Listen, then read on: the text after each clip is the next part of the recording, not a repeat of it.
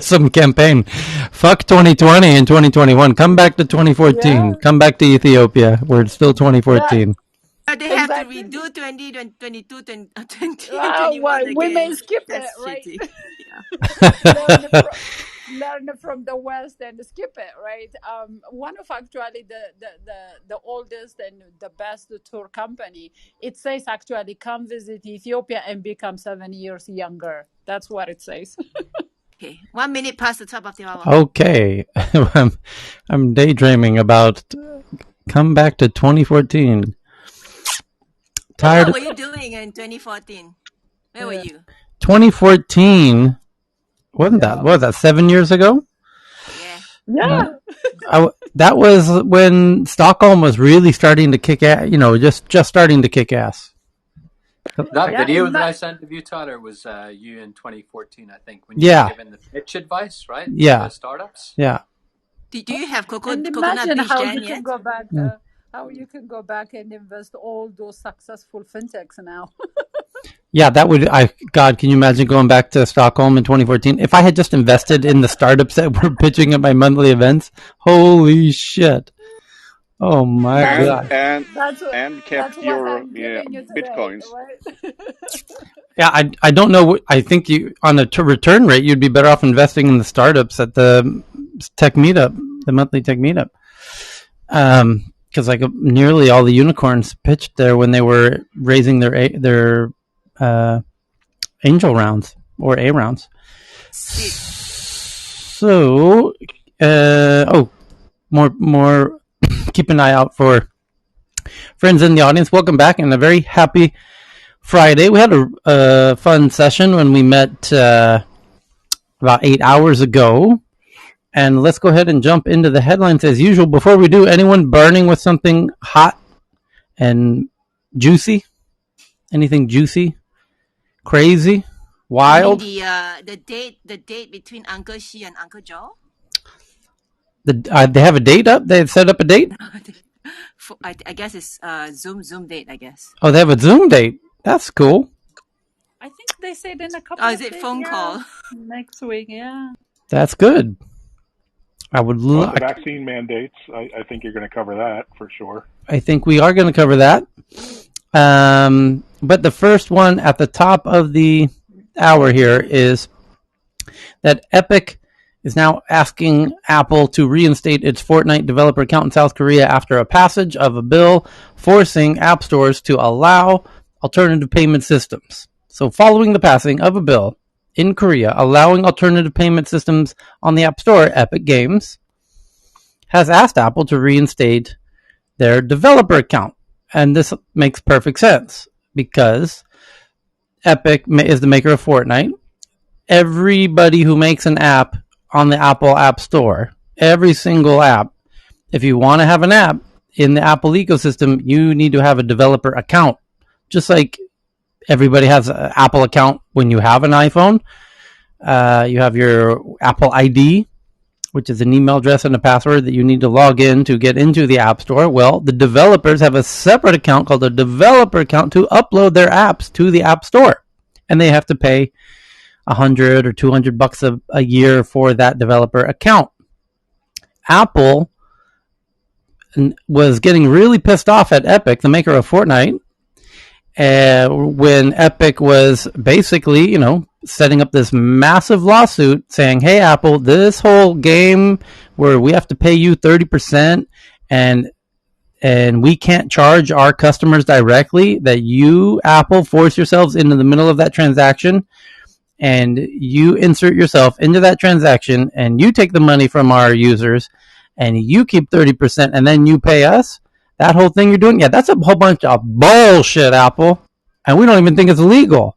And we're going to take your ass to court and we're going to find out if it's legal. And you know what? Turns out, looks like Epic's going to win this one, as I predicted, when it was announced, 2-3 months ago. And I have a different take. I have a different take on this one that could get really, really interesting. hold that thought. Hold that thought. I just want to unpack the headline and then we'll get into your hot take here. So the point is Korea, well, this is happening in America. This is a massive, one of the biggest lawsuits that tech has ever had happening in America right now. But because Epic is basically leading the charge on behalf of all app developers. So if this works the way that Epic hopes it does, all the apps in the App Store, millions of app developers are going to benefit, because what will happen is the judge will say, you know what, Epic, you're right. You should be able to charge the customers directly. So, hey, Apple, from now on, apps, you need to give apps the ability to charge their app users directly. The in-app payment system. Apple cannot enforce their own monopoly of an in-app payment system, which they currently do. And Korea came out of nowhere and said, you know what, America, you're going to take a year on that crazy lawsuit? I'll tell you what, we're going to get it done this weekend. And by the way, we just did it. How's them apples?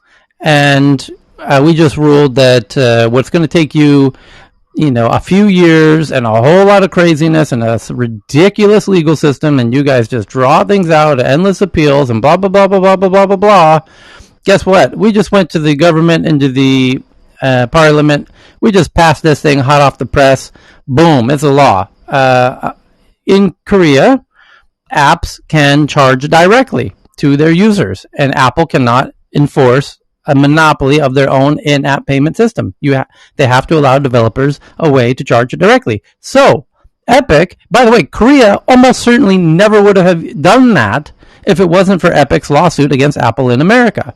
So, now you know why this is such an interesting headline, that Epic is asking Apple to reinstate its developer account in Korea. Because in Korea, we already won the lawsuit. In Korea, we can charge the users directly. We've done nothing wrong. Why is our developer account, still blocked or frozen or what have you, which Apple did as a kind of a punishment to Epic for the lawsuit? Well, partly, no, it's because Epic actually was charging users directly, and Apple's like, you can't do that, and if you continue to do that, we're going to ban you from the app. Not only are we going to remove your app from the App Store, and first, we're not going to allow you to re-upload new versions of your app. And to stop you, the only way we can stop you from updating your app is to freeze your developer account, which is what they did. So now they're saying, hey, unfreeze our developer account, you greedy bastards. Korea just kicked you in the you-know-what. And America's going to do it too. Hold on to your hat, Apple. You're about to get the poo-poo knocked right out of you. What's your take, Johan? My take is that having since I work with developing other things for the app stores, the thing is that having a developer account doesn't mean you get your applications cleared in a fast way to get published. And the thing is here that since they have been banned and thrown out, it might be that all the old purchases are gone. So you need to create a new application ID, which gives by hand the automatic update won't work. Because Apple could actually claim that this is a total new product for you.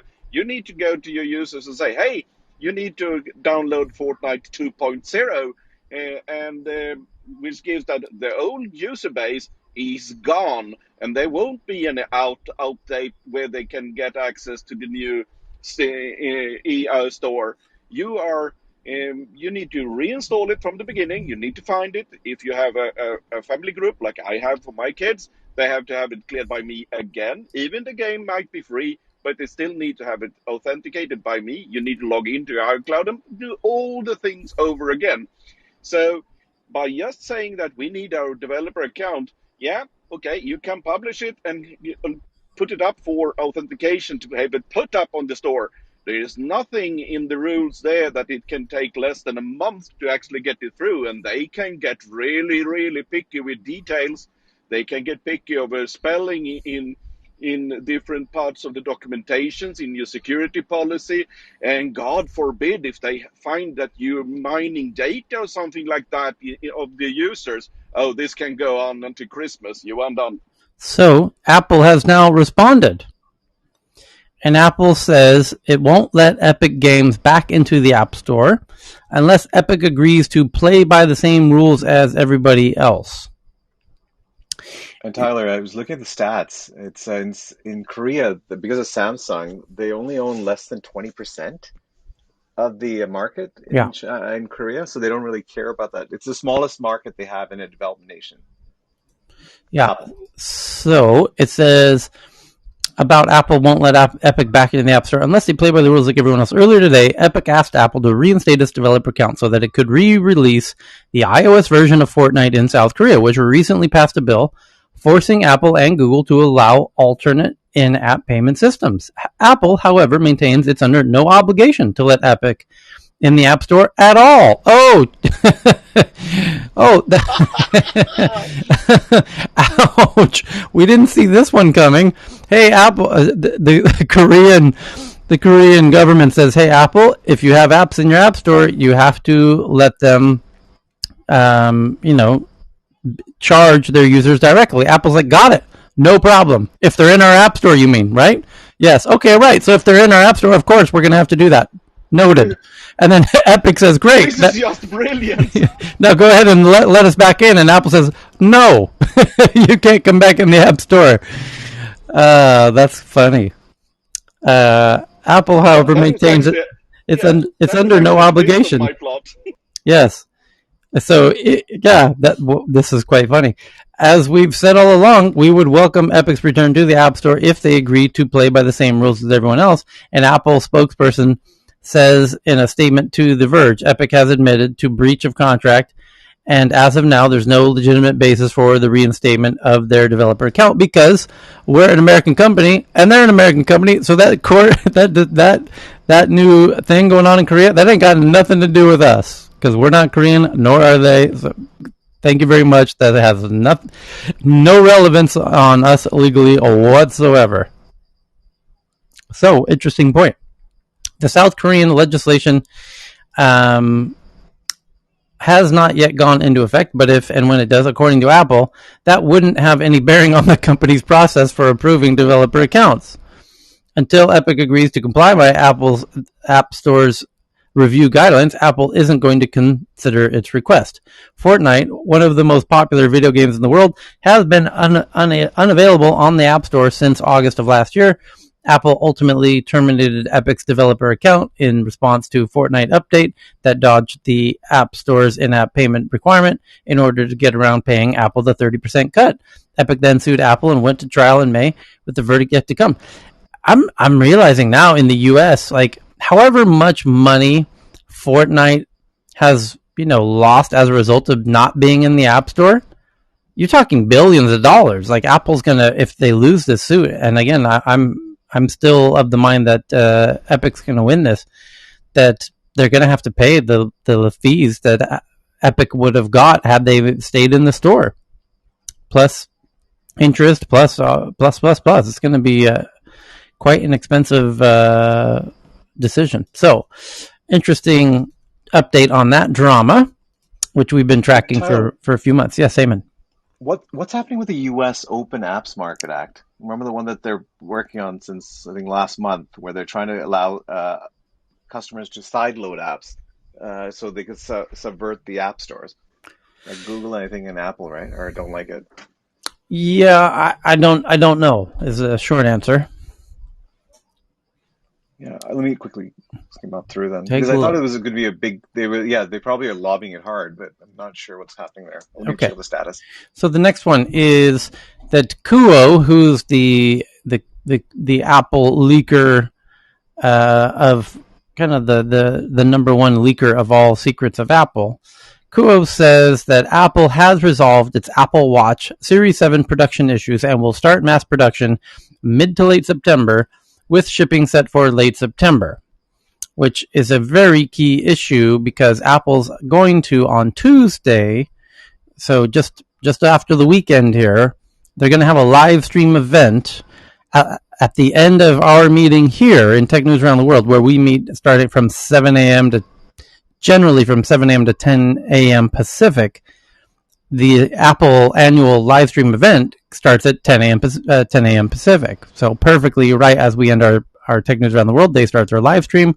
So we have an extra hour or two where we watch the live stream and then we discuss everything that was shared during the live stream, as we've done in the past. It's a lot of fun, I have to say. And really looking forward to it, where they're going to announce the new iPhone 13 and we're going to get to see this new Apple Watch Series 7. And that's why this headline is of such an issue. It was revealed, 4 days ago, that Apple was having supply chain issues with the watch. And that's a big problem when you're supposed to be announcing it on September 14th. And so when they announce it on September 14th, they want to be able to tell people when they can order it and when they can expect to have it delivered. That's just what Apple's done every year since iPhone 1 or so, where they say, okay, you can order it this Friday and shipments start, November 1st or what. That's generally how it goes at these events. So Apple likes to announce the dates because they want the press to then the whole event is meant for the press, who then share it out to the rest of the public. So they want to have the dates locked down, and it was unclear, and now it seems like they have some clarity about it. On a related headline, the gentleman who manages the whole Apple Watch, Kevin, there was a separate headline that we read recently that he's been promoted to appointed to the oversee as head of Apple Car, which internally they call Titan, because there was a recent departure from the Apple Car project of Doug Field, who went over to Ford. That we read that headline maybe a day or two ago. There's also another high-profile not nearly as high-profile as Kevin Lynch, but does anyone remember our friend Ashley over at Apple, who was taking to her personal Twitter account to share internal conversations with her bosses and causing all kinds of headaches for people at Apple HQ? She's now been let go. So the headline is that Apple has fired senior engineer program manager Ashley Gjovic for allegedly leaking confidential information. Gjovic has been tweeting about workplace issues.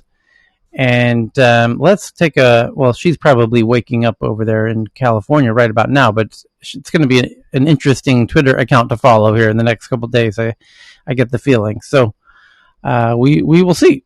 Yep. They found a way to that the lawyers agreed it was a safe scenario to let her go, because that was a prickly pear, that one. Boy, oh boy. Yes. Why do you think Facebook don't announce like Apple, and Apple have it all structured? And do you have a? You mean an annual set date? Yeah, I mean, Sure. Facebook just announced it a couple of days when they knew Apple were going to announce it. Right. You mentioned this before. Right. But how come they can do that? Apple is very seasonal, and the supply chains, they try and work on a very regulated annual cycle, right? Where all of the companies that they work with in their supply chain, they try and get them also to operate on this very precise annual schedule, where how much of an improvement can you make on the camera for 2021? How much improvement can you make on the battery for 2021? How much improvement can you make on the antenna, the 5G antenna for 2021? And so they tell them in advance. They're already working on the iPhone 16 already, right? And it's like there's this whole conveyor belt of process, and that you really need to coordinate the dates on these things to make the magic all come together.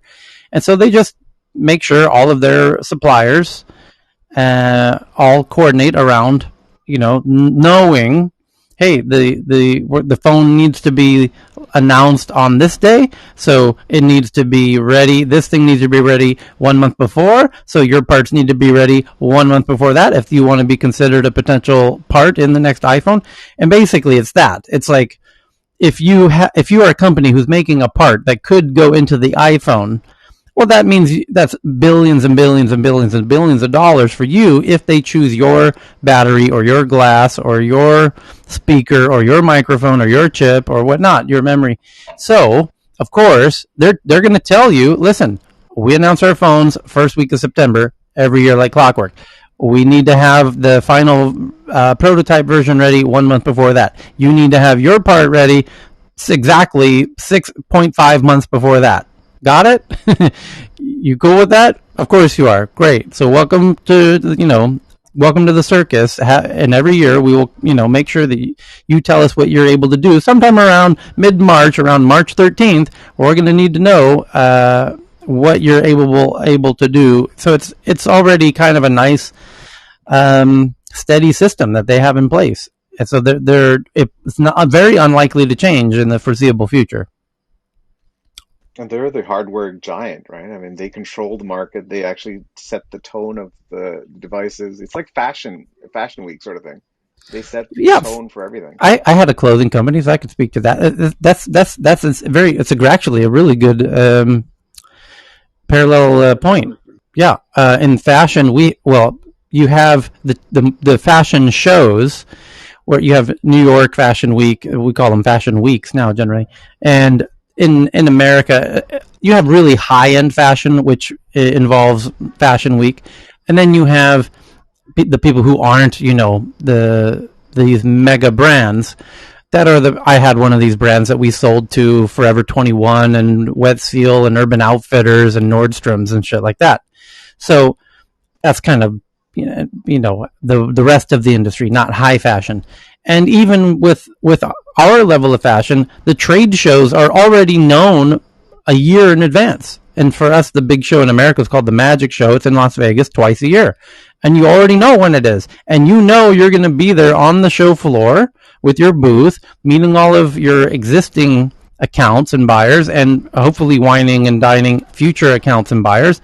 And so you're going to have your whole new, what we call your line, and your line sheet ready to show them at that event on that day. So then you've got to have your designs ready for manufacture, your prototypes, 3 weeks before that, so that your sewers and everyone have the 3 weeks to make your samples, so that you can bring your samples to the event. So yeah, similar thing. It's known well in advance, and it's usually the main event is what dictates the calendar for the whole process. Well, and plus they always place themselves like couture, right? I mean, everything from the brands they select, the bracelets, the companies they ally with.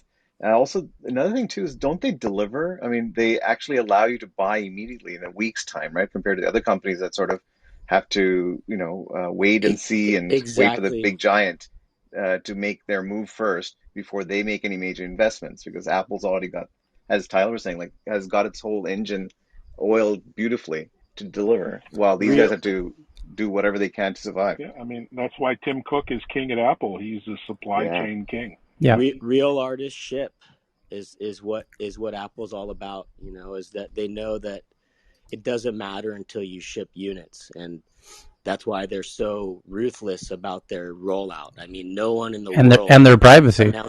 no one in the world announces a product that no one, the leakers see it, but no one in the world announces a product the way they do.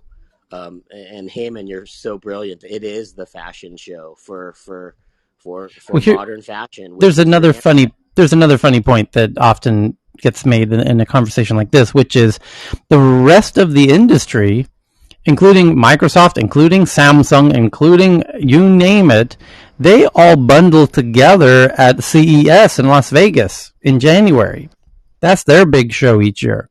Just like the fashion show has the Magic Show in Vegas at the Sands Convention Center, so does Tech, the Consumer Electronics Show called CES. And ever since Apple stopped going to CES, correct, and took the ball in their own hands. Yep. And now completely control the narrative. And it's kind of embarrassing because, Samsung, they don't realize that Apple's probably the only company that will pump the iPhone 12 up until 11:59 midnight on Friday, when the iPhone 13 comes out the next minute. They are ruthlessly efficient at dragging out the last second of profit on their products, and then ruthlessly efficient at taking away any steam that any competitors have in that 2-3 week period, because usually they center around the Apple events, right? Samsung used to do it, and it seems like they gave up. little historical thing, the CES show in Vegas, it's one of the biggest shows in Vegas, and it takes over the whole city. And it's every big tech company you ever heard, with one very notable exception, is Apple. It's like the only company that's not there. And I go to CES. Cal had to be at CES. Cal's one of the big buyers at CES. And every tech company is begging Cal to come into their booth and write an order. The biggest tech companies are like, sweet Jesus, Best Buy is the belle of the ball at CES. Because if you get Best Buy as a customer, oh boy, this is as good as it gets. It's like being a fashion brand and getting, H&M or somebody like that to write an order. So it's a very big deal. Best Buy is a huge player in that ecosystem, and perhaps the biggest, and MediaMarkt in Europe, kind of their equivalent in Europe.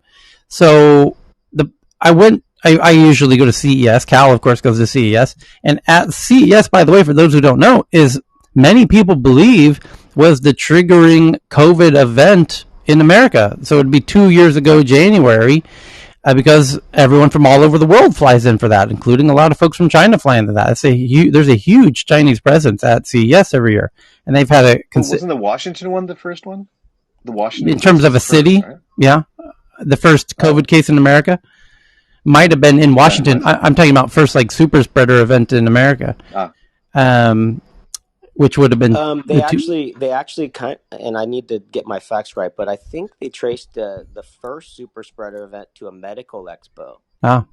Yeah, it was in Boston at a biotech company. I think it was a Biogen thing in surprisingly Boston, right? Small event of only a couple hundred people, but 80% of the people were infected through that one event, and really leaked out all over Boston, which was hard hit. So. I was actually in CES, but then I was at Davos and spoke with the.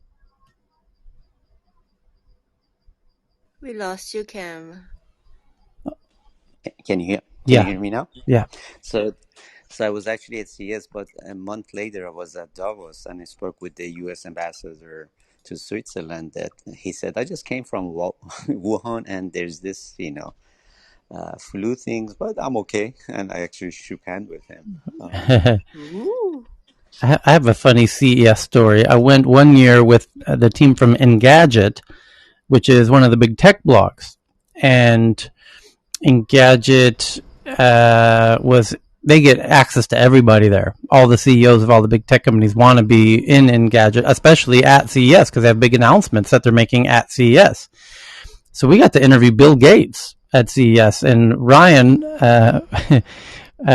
Block from Engadget. It was on short notice. It wasn't known. It wasn't really planned, and we were setting up cameras to do this interview with Bill Gates, and he would. It was kind of a surprise. He was super nervous and wasn't fully prepared or whatever, and it didn't really, we kind of screwed up the whole interview. But it was boy, is that a fun thing to do, to go to CES with Engadget and get to meet everybody and all the parties and everything. It was a lot of fun. So the next biggest headline is also about Apple. That Apple says Apple Music will start using Shazam's technology to identify and compensate DJs and record labels and artists involved in making of DJ mixes. Apple Music announced today that it's created a process to properly identify and compensate all the individual creators involved in DJ mixes. And here's the Engadget story on it. DJ mixes are mostly absent from premium streaming services. That's mostly due to the fact that properly sorting out the royalties for all of the samples is a nightmare. You can find them on a platform like SoundCloud, but these songs can have literally hundreds of rights holders between the DJ, the original artist, the labels, and even the festival or venue from which it's being streamed or where it was performed. To remedy the problem and to massively expand the amount of DJ mixed content on streaming platforms, Apple has worked with both major and independent labels on a system that identifies and directly pays rights holders on a mix. What's more, the company leveraged Shazam's technology to do it for Apple Music, and Apple explains that it's a new tool that will let the streaming service ID and compensate individual creators in a DJ mix, even artists who record any sampled tunes. It's also the first major streaming service to do so. in collaboration with DJs themselves, alongside festivals, clubs, and promoters, curators, and independent labels. Apple says it's working with all the parties involved to ensure fair compensation. Apple says this will give DJ mixes a longer shelf life when it comes to revenue, since individual tracks, collections, compilations, and even full festival sets will now be able to stream like studio albums on Apple Music. So it's a win for everybody. Hey, Tyler, isn't Wow. Shazam owned by Apple? I think they did buy it, yeah? Yeah, so why would they? So they're licensing from a subsidiary, I guess? Eventually. Yeah. So the next... I think they're just flexing that other competitors can't do this because they have the core technology. So the next... Tyler. Yes, Aaron. What I would add to the... Go. Just on the Apple Music, Yeah. what I would say is Jack Dorsey, Square, Yeah. acquiring Tidal, Yeah. NFTs, Yeah. programmable smart contracts. Yeah. Like that, Apple are trying to get there before Jack does with Jay-Z. Yeah, possibly. They're still... If somebody does... A DJ does a set at Coachella or at Burning Man or what have you, and, you know, they bleed in together, you know, in the course of a 2-hour set, they'll put together 60, 70 different tracks of different lengths. And they're playing parts of songs, not even the whole songs. So even if on Tidal, for example, Tidal will become an NFT marketplace, those NFTs will have audio content as part of those NFTs, and that's helpful for buying and selling of fractional ownerships in songs, or even entire songs, or access to the right to listen to the song, stream the song. But in terms of tracking who's using the audio files, it'll be interesting to see if there's a way to utilize NFTs to do that. That would be very nice if it could be done that way. It's all digital, right? Yeah. Everything you said is brilliant, and everything there is digital. So as the DJ decides to play this track, it literally gets stamped on the chain there and then to say, this is the track I used. Pay that 0.000001% back to that, royalties back to that. Yeah, but the tricky bit that was mentioned but kind of not emphasized in the Engadget article that I just read was Apple says that it had conversations and worked out arrangements with, and this is the key word, had conversations and worked out arrangements with independent labels and big labels and independent artists who aren't on labels. That gets crazy fucking messy, because you're going to have to debate and argue, okay, what if I use a 3-second clip from James Brown? Does James Brown get played for the 3 seconds out of my 2-hour set? Well, maybe he does. Yeah. Well, what? Okay, he gets paid X amount. Call it X. Okay, now I used 6 seconds of Metallica. How many X do they get? Are we charging per second? Yeah. Okay, so we work out a per second payment system. Fine, then something like that. But something like that was worked out, apparently. It goes even deeper, because you have the mechanism that can observe the listening behavior, and you have a mechanism for tracking the file. You actually know who listened to what section of what song. So why does Metallica get 6 seconds if I never listened to it? That's an interesting point. What if I stopped streaming the 2-hour DJ set after 20 minutes? Why does everyone in that DJ set after the 20-minute mark get compensated? I got in here to listen to Griffin. I didn't get in here to listen. That's a really interesting point. Oh, wow. I hadn't thought of that. I invited Gareth up here because Gareth might be the best suited to... And yeah. For me, and I'm sorry to pontificate, all the signals I'm hearing, CSAM, fast scanning of phones, indicates that Apple's got a really quick way to hash files and determine what's in there. And so this is also part of it. Yes, they now Chris, got a way to get the Shazam hash in there. Right. Now I'm you know me, no one's ever, I'm an optimist, and I'm a geek like anybody, but what happens when you're talking about songs that aren't on NFTs? This is great in the far future when everyone's on NFTs, but some percentage of artists are going to say fuck NFTs, and more importantly, you're going to have a whole lot of record labels saying fuck NFTs. So what do you do? That's the bulk of recorded music, is the record label music. Annika just joined the room. This is her specialty. She works with music. And another side note, I've done my fair share of mixing as well. And the thing is, here, you don't use 3-second clips. You use 10 milliseconds or 20 milliseconds or 100 milliseconds. You catch a snare drum that you like in a clip, and then you reuse it 300 times during the music you play. So it gets even, Johan, as you know, it gets even trickier than that. Because as our friend, the other Chris Fornoff, when we talked about this 8 hours ago, he mentioned Girl Talk. Girl Talk is notorious for taking a Radiohead song and a Bruce Springsteen song and mashing them up simultaneously in a way that Shazam has no idea what song that is.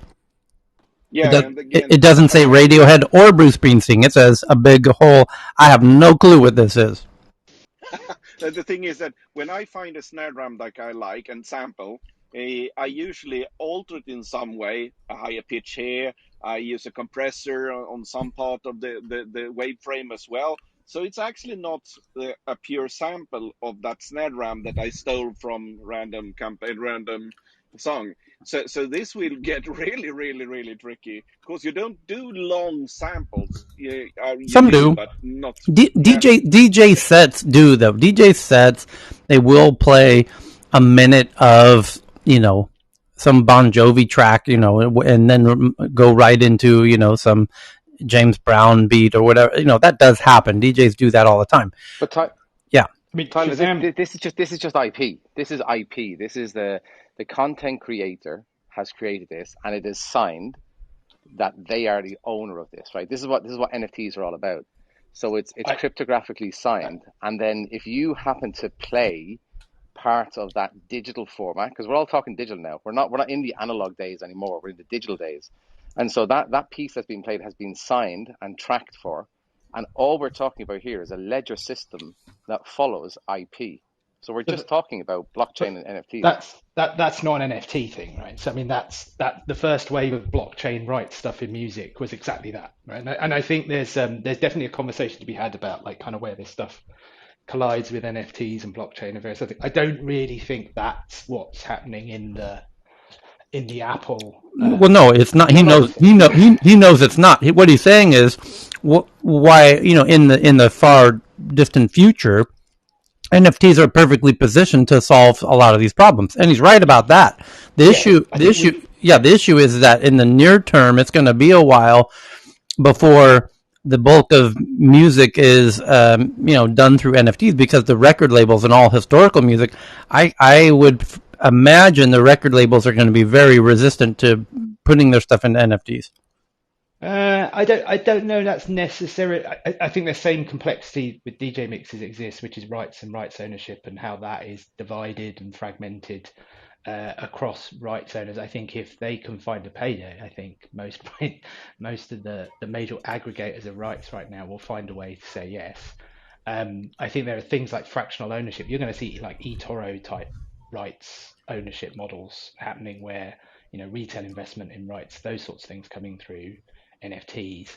I think definitely blockchain historically, the use case for blockchain to solve some of the rights problems that the music industry has is a known thing and failed previously exactly for the reasons you're discussing, Tyler, but principally I think because no one was ready to be able to solve that mess. I think the thing that the DJ mix point highlights is the technology bit's not that hard to solve. I mean, in many ways, Shazam's already done it, right? I mean, you take an audio fingerprint of a song and it can point to a piece of music, and that piece of music's already found and categorized. The tricky bit is then, how do you route that to the myriad rights owners that sit underneath, especially when you start talking about not the record labels, but music publishers, where you have many, many owners. And then to the point about DJ mixes, you're then multiplying that by, taking Johan's point, like hundreds, thousands of different rights owners. But Gareth, that's my point. That's where smart contracts come in. That's what NFTs are all about. Yeah, you're right. The smart contract. Aaron, there's no doubt. NFTs are perfectly a potential solution to a big problem that the players themselves are not yet really understand how well suited NFTs are to solving this problem, and that's why it's going to take. It's almost like a solution exists, and the people who could benefit from that solution just generally don't yet really fully grok the potential of what's how it can be utilized. I think and that friction's structural, right? So I think, Aaron, I totally agree with you. Systemically, it's the systemic and structural problems that will slow it all down, which is what's interesting to see where money's flowing. I'll give you another related example. Can I on that, Tyler? Before we come off that, and you know my background is finance, right? My background is fintech. Yeah, fintech is being disrupted right now with DeFi, right? Decentralized finance, based on exactly the same principles as music. Yeah, it's no different. Yep. Well, I had a meeting, it was a dinner. I was fortunate enough to be invited to a dinner one time in Hollywood with all of the record label presidents. And I used to I was on Capitol Records, but this was separate. This is after my whole meltdown with my music career, and I was in tech already. And it was, I believe, George Strampolis, who had left. He was our manager at YouTube. And he had left to start his own company, Fullscreen, which Fullscreen plays a really big role in YouTube ecosystem, by the way. As a lot of the top talent on YouTube are a part of Fullscreen. So, because George was the manager for all the top talent on YouTube, he was the exclusive manager for all the first paid artists like myself, and they were all based in LA generally. So he moved down to LA, and that's why now YouTube has generally moved down to LA, but. We went out to dinner with all the record labels, and all the record labels are very interested in YouTube and how they get paid through YouTube. And YouTube's essentially a platform, not so different from Spotify, where there's a catalog. They want to get paid every time their music's played. They want to decide if you're allowed to have access to their content. They have these content libraries, as they refer to them. And if you want the right to be able to digitally stream their content library, well, then you're going to have to pay up. And Spotify did pay up, and Spotify had to give up equity in Spotify. In addition to paying a flat fee, they have to give up equity in the company. You see what I'm saying? Like, they had to cough up a lot. The record labels are like, listen, we're not only interested in getting a per stream payment. We want a piece of the pie. We want to own part of Spotify if you want access to our content libraries. And Spotify agreed to that. They didn't really have a choice. So I say this because as we're having this conversation, I said, well, yeah, but there's dozens, if not hundreds of apps that are also going to want access to your content libraries. How long did it take you to negotiate? It took Spotify years to negotiate these contracts with these, record music rights holders, namely the labels, but there's others as well. So if it takes years for one app to get, and they still don't have all the music that they would like to have. It took them until relatively recently to get the Beatles and Metallica, because those are separate. So here's my point, is I'm telling the record labels, listen, if you really want to be smart, you make it super, super, super simple for the next 100 Spotifys to tap into your content libraries, and it's called an API. This is how tech does it. Like, if you want access to all, what's a good company that made a lot of money on content APIs? Getty Images. Getty Images has millions of awesome photos. If you want access to all of their millions of photos, you tap into their API, you pay a licensing fee, magic, presto, done. 1 minute, took you 5 minutes, soup to nuts, not 3 years of flying internationally to meet with all these people and begging them to get access to their content. And I'm telling these guys, listen, you have Spotify, you have Apple Music, and nobody else. And so it's to your advantage to make it super easy, and don't try and pick the winner. You don't know who's really going to win the audio race. Let there be 1 million of them. Let them all fight each other. And to do that, you're going to have to API your content libraries and make it super, super simple for me to build my Spotify competitor, because I might be able to build a better mousetrap, and you don't know who's going to build the best mousetrap at the end of the day, and it's in a constant evolution anyways. So what happens when Spotify gets stale and the founder leaves and it's struggling, and what are you going to do then? Every 10 years, figure out who's going to be the next Spotify? Yeah. Or, Tyler, what decentralized finance is doing is it's removing the intermediary channels from that. And it's removing those platforms to enable anybody to be the company. So whether you want to do insurance or borrowing, you become the company in DeFi. And what they're saying here in music is you can do another opportunity within decentralized music. You can say, let the creators be the owners of them and let them come to a platform and they can negotiate the rights on the platform so that it bypasses those intermediaries in the middle. Yeah, I, Aaron, I respect all that. It would be easier to get the United States of America, to accept Bitcoin as the official currency than to get the music labels to embrace NFTs. I mean, that's how difficult of a, on paper, great idea, fantastic. And there's something to it. El Salvador did make it their currency. And maybe some small independent label actually will embrace NFTs. I think though that, it's not to bring light to what I kind of brought up, but I think the ability, so when you see a still image, right, it's served one and done. There's no question about it. But content that needs to be consumed ephemerally or at another time, there is a shelf life. There's not shelf life, but there's a delivered throughput. Let's say if a show's an hour long, and I'm only, we're seeing it in the show metrics, right? It's known as the listen time, and so it's that listen time that's important. And what did the audience listen to at that time? And there's always been an intermediary kind of saying, this is what we think this is worth. You now have real ability to determine what's important, what the value of that importance is, and how many consumers are actually listening to it. So right now, if we were to observe this, you would see that there's a big drop in the audience and my revenue would be going down, and you'd be like, Chris, we got to get this going along. Okay, next headline here. The next one is the big one, actually. Facebook launches $299 Ray-Ban Stories smart sunglasses in 6 countries, including the US. Users can capture photo and video, listen to music, and take phone calls hands-free. Hands-on, and then they stupidly say hands-on with Facebook and Ray-Ban's first pair of smart glasses starting Thursday, the first pair of smart glasses.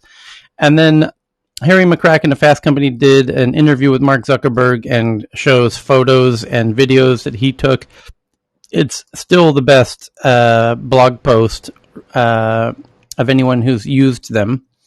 So I'm tweeting that out right now for those who want to see. Facebook glasses. I'm tweeting that out right now. There it goes. And have a little looky-loo. And the main question is, who thinks they're going to buy them? I think Evan said he bought them while the live stream was still happening. If I recall correctly, was that you, Evan? I did too. You did. I think it was Evan that did it. I did. Well. I ordered them, so I'll let you know. I hit the buy button. Yeah. And then you basically had 3 choices between the Wayfarers and 2 other designs, and is that it, or there was also a color option, or was there a size option? There were a couple different colors and different lens, coatings and options, and you provide your prescription. And if you get your own lenses, that you void the warranty, so you have to kind of get the lenses through Ray-Ban directly. Mm-hmm. Cool. Well, did they give you an estimate of when you can expect to receive them? Not yet. Okay. But, we shall see. But do let us know. And on a related funny tip, moments later, Clubhouse announced their new glasses, which we tweeted out a few hours ago. And it's on the official Clubhouse Twitter account. I'll find it again. It's just at twitter.com/Clubhouse. And let me read it to you. This is quite remarkable how these tech companies are just, right on top of each other with these announcements. Clubhouse says, where did it go? There it is. Announcing, I'm tweeting it right now. There it goes. Announcing Clubhouse glasses. This incredible tech allows you to experience immersive audio without the distraction of physical appearance. And it looks like Ewan McGregor in the photo wearing these new Clubhouse glasses, which has a striking resemblance to a piece of black blindfold cloth that the Ewan has strapped over his eyes. where he's not able to see anything at all. And kind of they're really focusing on the audio part of these glass experience, kind of limiting on the visual part, notably limited on the visuals. There's no buttons. There's actually, the cool thing about it is there's no batteries, the charge time's instantaneous. But it doesn't, no Wi-Fi needed, no connectivity needed Lasts at all. forever. Yeah. So, Hey, Tyler. yes. I just checked my email. I sent you a screenshot of it on Twitter. It says that they should arrive at my house on the 16th. Ah, yes, I see it right now. Nice. Yes, Ray. So your order number, contact, order number, delivery date, September 16th. That's very helpful. So just less than a week away from now. There it is. Yeah. Maybe the difference is like I didn't order custom lenses. You know what I mean? Like Mm-hmm, I just got yeah. If you order a prescription, that'd be probably different. Yeah. Tyler, there's kind of breaking news on Apple on the information now, which is kind of what I told you that I thought would be the case. So they're basically saying, so the headline is from the information, Apple, a streaming punchline no more. When Apple launched its Apple TV Plus service nearly 2 years ago, executives throughout Hollywood and Silicon Valley snickered about the streaming video service. This dilettante, which knew everything about making phones and nothing about making movies and television, would surely lose interest in the business before long they wag. It turns out the opposite is true. Next year, Apple intends to significantly up its output of TV shows and movies to at least one a week, according to a person familiar with the matter, more than double the pace this year. It also plans to spend more than $500 million on marketing Apple TV Plus this year, another person familiar with the matter said. And so basically, this whole thing about why they use the term streaming is what I said it was a couple of days ago. It's going to be about Apple TV and them doing more original content. Okay. We thank you for that, Anne-Marie. Yeah, thanks, Tyler. Just because I'm going to have to jump off in 8 minutes, and since you played the breaking news, can do you mind if I tease you to reveal why you have to go in 8 minutes? That's fine. Yeah. So Anne-Marie's got a very important meeting with a very important person's team, and who is perhaps I don't even think it's not at all an exaggeration to say the most important person in politics with regard to tech. And Anne-Marie has kindly said that she's going to ask her friend Amy Klobuchar to join us as part of this meeting, try and campaign on our behalf. A lot of people clapping, and that would be fantastic. And do mention if it's relevant, how it seems like she's really a gift to the American consumer, and it's that we have somebody who understands maybe a tech gift issues to the American people. I mean, I'm very centrist, and I would have voted for her if she would have gone further.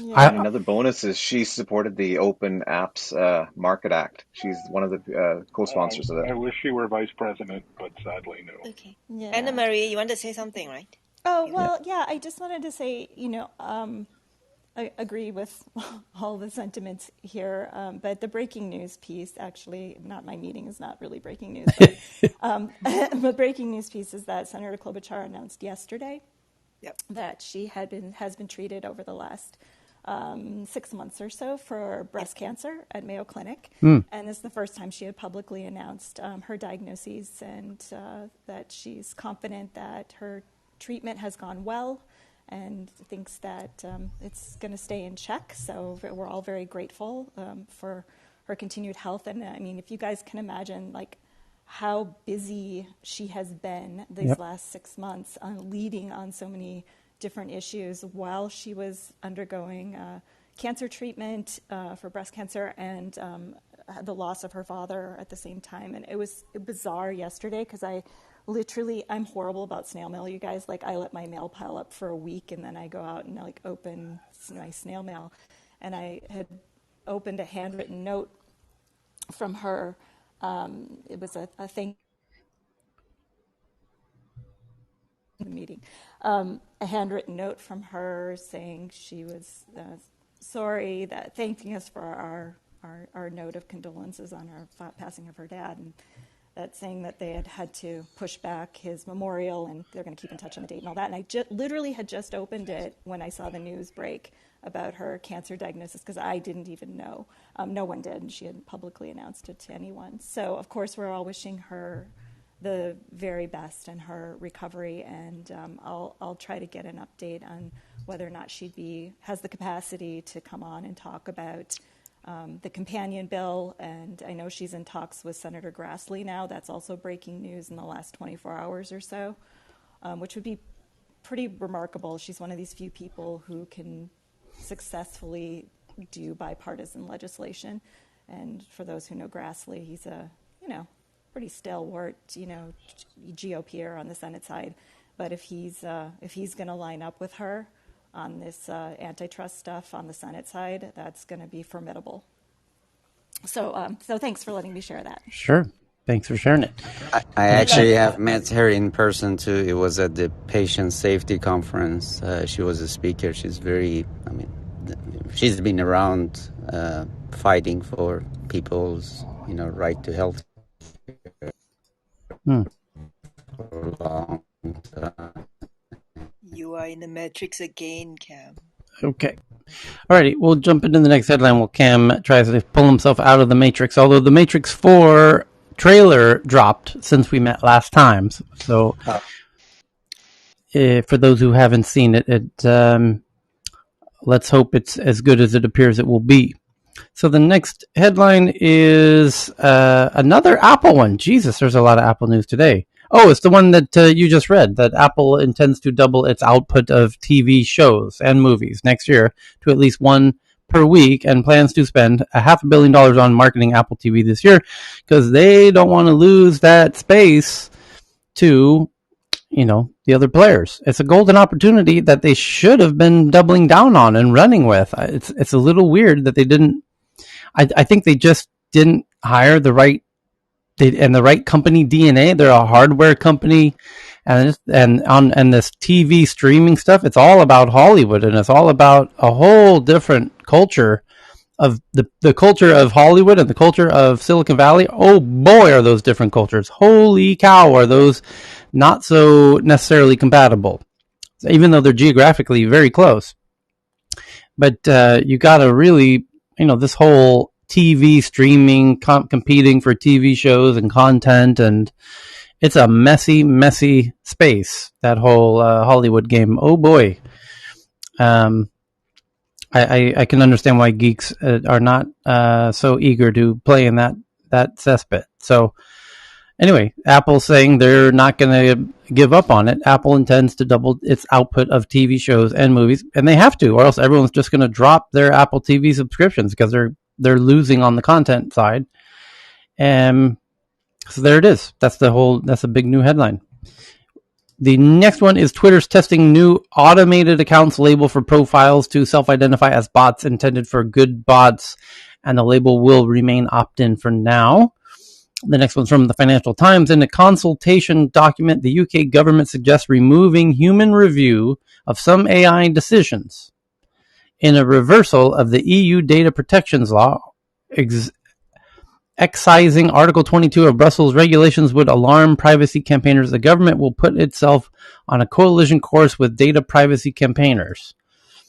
And it says, the government will put itself on a collision course with data privacy campaigners and the EU on Friday when it suggests that the right to have a human review of some decisions made by computer algorithms could be removed in the UK. The idea is part of a broad-based plans for a big overhaul of the UK data regime after Brexit, which ministers say will boost innovation and deliver what Oliver Dowden, the Culture Secretary, has called a data dividend for the UK economy.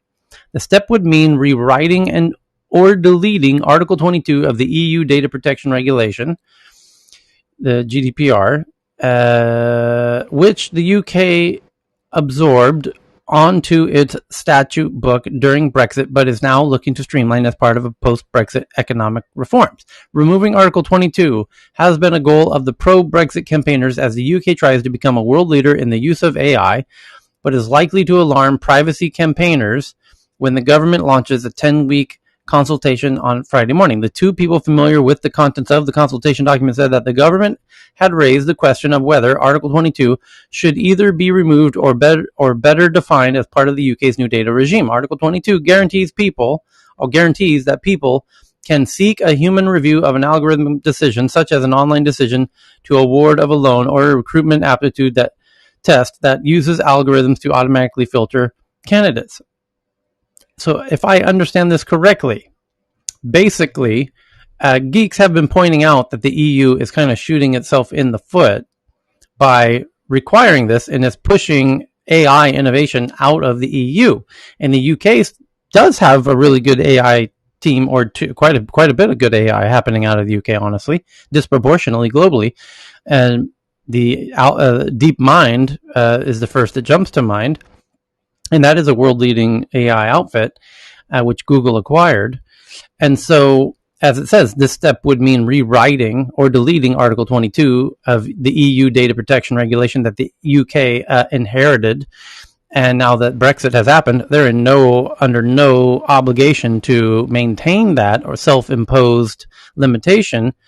Removing the article has been a goal of the pro-Brexit campaigners, as they want to become a world leader in AI, but it will alarm privacy campaigners because it removes the necessity. It burdens. It's a regulation that basically burdens AI developers to be able to have a human review of an algorithmic decision, and this is very difficult because AIs often make decisions that the programmers themselves don't know how it came to those decisions.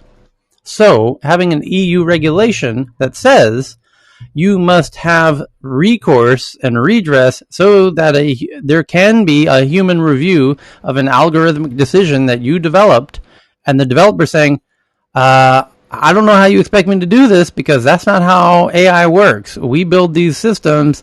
They start making their own decisions. We don't know how they're making their decisions. There's no way to do an accounting or an audit. That's what it is. It's about an audit, a human audit of an AI decision. The EU has decided you need to be able to have the ability for a human audit of an AI decision. AI engineers are saying, you don't know how AI works, do you? Because that's not how it works. We're not able to do human audits of AI decisions. We didn't design them this way.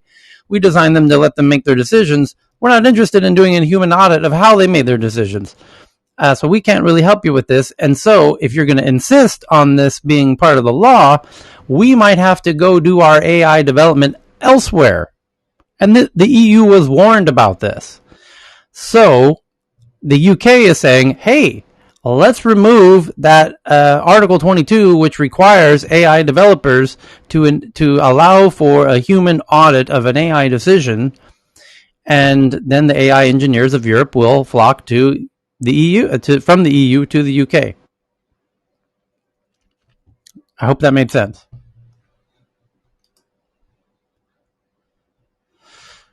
Yes, can someone confirm that maybe we need to unpack that a little bit more? No, You're I correct. Okay, it made sense?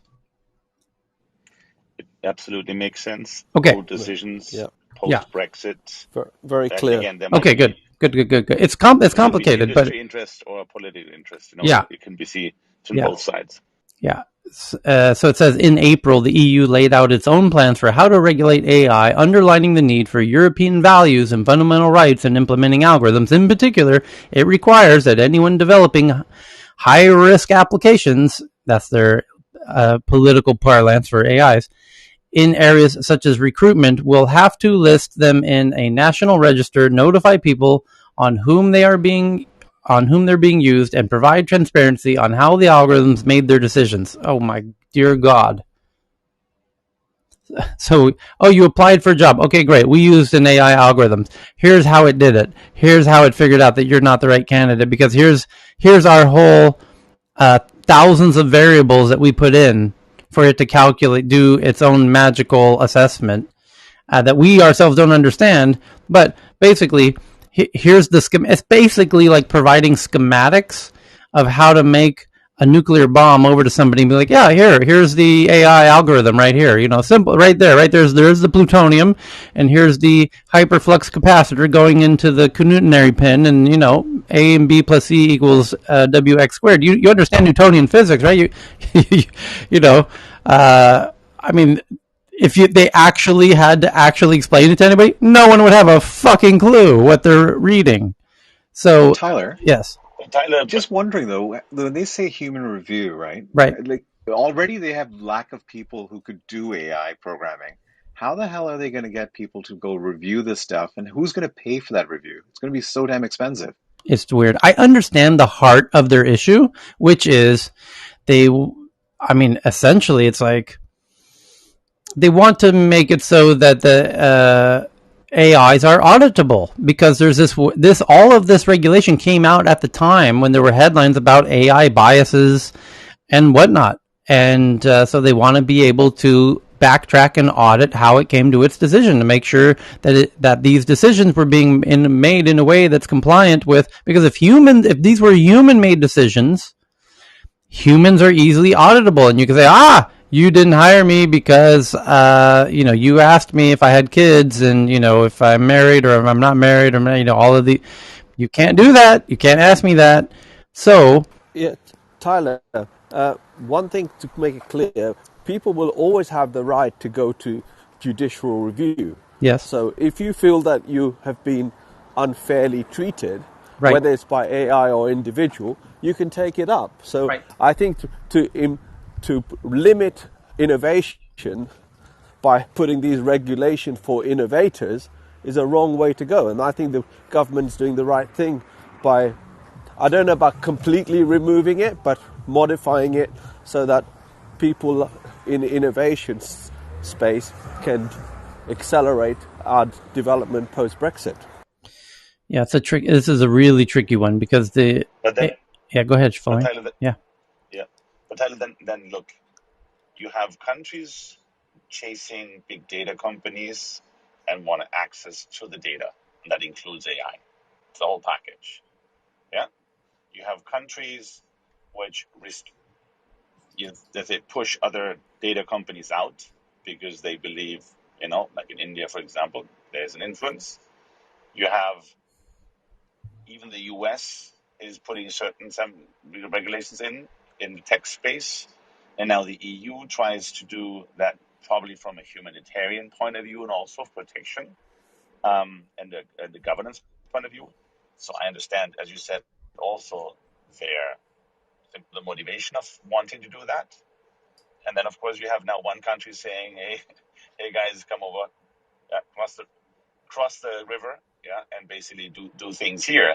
But that does not mean necessarily that this is something which can be adopted later on, because you see the same, that the GDPR rules actually have an influence globally of companies who want to participate or sell their products in the EU. So it's not. I don't think it's that easy just by removing a law. You open the space and you do whatever you want to do, because any company developing a product in the UK will have to look at the EU to think about how to sell the product. Yeah. They still have to make compatible, compliant type stuff. Politico words it quite nicely. It says, in reforming data regulator, UK eyes innovation over privacy, implying that, you're giving up a bit of transparency for innovation. That's partly true. I mean, that's kind of the nature of how, by the way, processors are the same. What if we had to force processor chip makers to reveal precise, by the way, AIs make the chips now. They design the chips. Let's put it that way. They lay out the chips as a little more accurate. Right. Yes. Well, yes, but ask Intel, why did the AI decide to why is your processor done this way? Unpack this for us. Why Intel's going to look at you like, we have no fucking idea why the AI decided to do it that way. But maybe it's only unexplainable because we designed them that way. I know it sounds a little bizarre, but literally it was never even a priority for AIs to be able to explain what they're doing for so many years, because there's actually a political advantage of saying it wasn't us, it was the algorithm, and literally you would get your projects greenlit more for that. When you have several decades of that as your intellectual foundation, it's no surprise that things come out later as basically black goop. if we basically put more work into actually labeling the neurons, it actually is not that hard to create explainable AI, but it's more politically useful to blame it on things in the algorithm. That's scary for medicine now, if you say that way for AI. Yeah, good, fair point. But don't you think that you would have actually a new business opportunity developing AI to audit AI? For a human, it might be difficult to understand it, but for AI, should be feasible to have an algorithm. So I spent a few years on this one with things. It was what I say wasted a few years, but I don't know with things. But my specialty was linguistic ontologies, which is a really weird subsection with things. There's probably only like 100 people that look at this really weird subsection of things, and it's not as useful as like computer vision. How much of that time was spent on the Jabberwocky? Yeah, a surprising amount. But the cool thing is about it is that because I had an advantage in that every single node or neuron in any of the neural nets that I worked with was labeled and actually could explain itself. It meant that property was inherited by every single thing built on it. So the cool part about it is it was all human readable. It's all linguistic thing. You could explain anything about it. And so when you know that something is, when you actually build these things and you see that it's possible to do, and then you go, this is a general case solution, and then you start seeing how other fields can use it with stuff. I built prototypes for this, and I've seen other people have done others.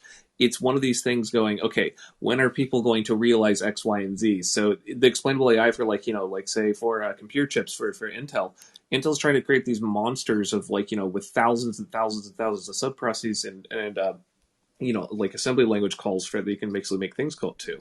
NVIDIA is just saying, frack that. We're just going to make like a little ALU that only has like 30 processes and a calculator, and then just basically put thousands of these right next to each other. Just you make a simple thing, and then you copy and paste it everywhere. That's the future of chip design. It's not going to be making them more complex. It's actually making them very, very simple, and then just fiddling with the knobs until you basically get a slightly different configuration. But once you actually see it, it's not that complicated to copy and paste. We just make it that way because that was very useful for Intel to hide all their other shenanigans, use competitive advantage. But it's not the future of what AI chip is going to be.